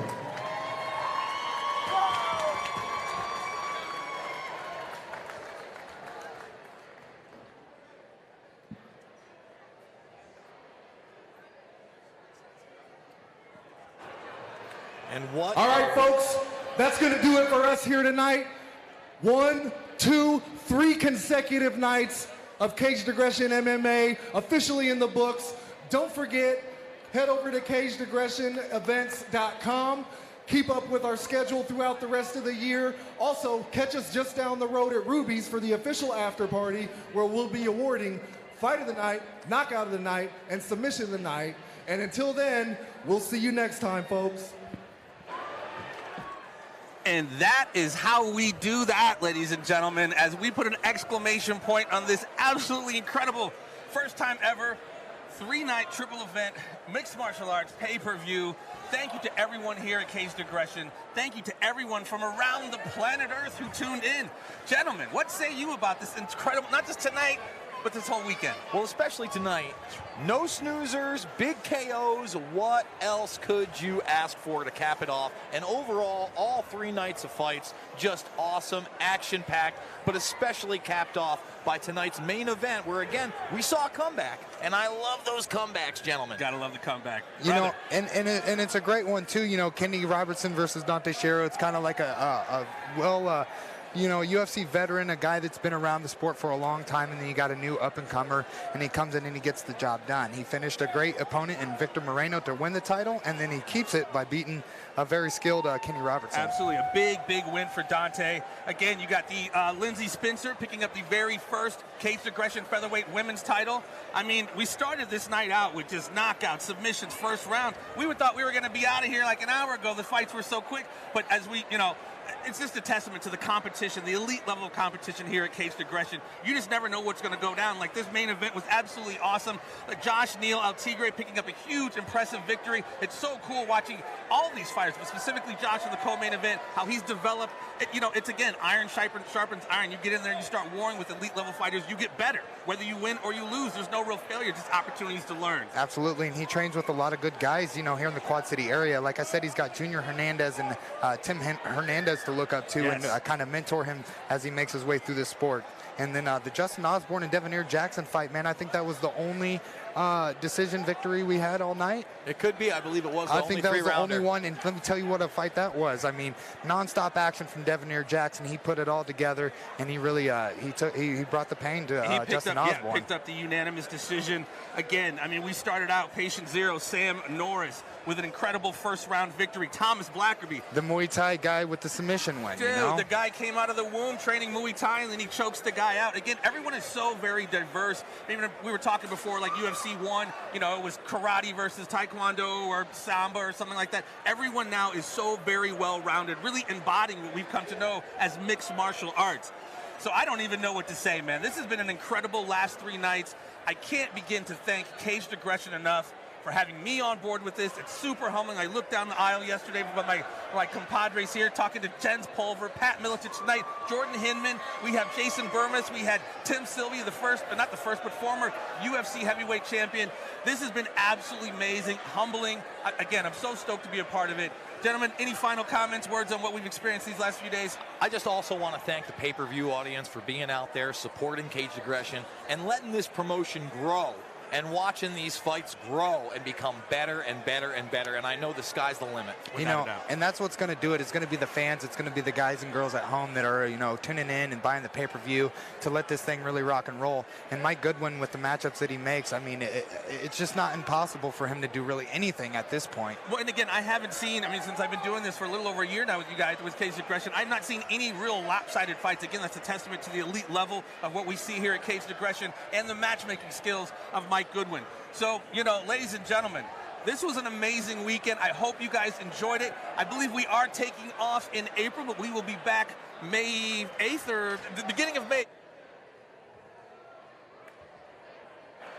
So, from myself, for Jason Bermas, excuse me, it's been a long few days. Jason Bermas, the Henchman, Pat Miletich, Little Evil Jens Pulver, Tim Sylvia, Stephen Rusk, who got it, a little bit of talk, a little bit of interviewing during the intermission last night. Again, I'm a little tongue-tied. This has been an incredible, exciting weekend, and I can't thank all of you guys enough. Again, the Caged Aggression crew, the people here at the River Center, the Quad Cities for supporting us, and again, people from around the world who bought this on pay-per-view. Ladies and gentlemen, we will see you in May to do it all over again.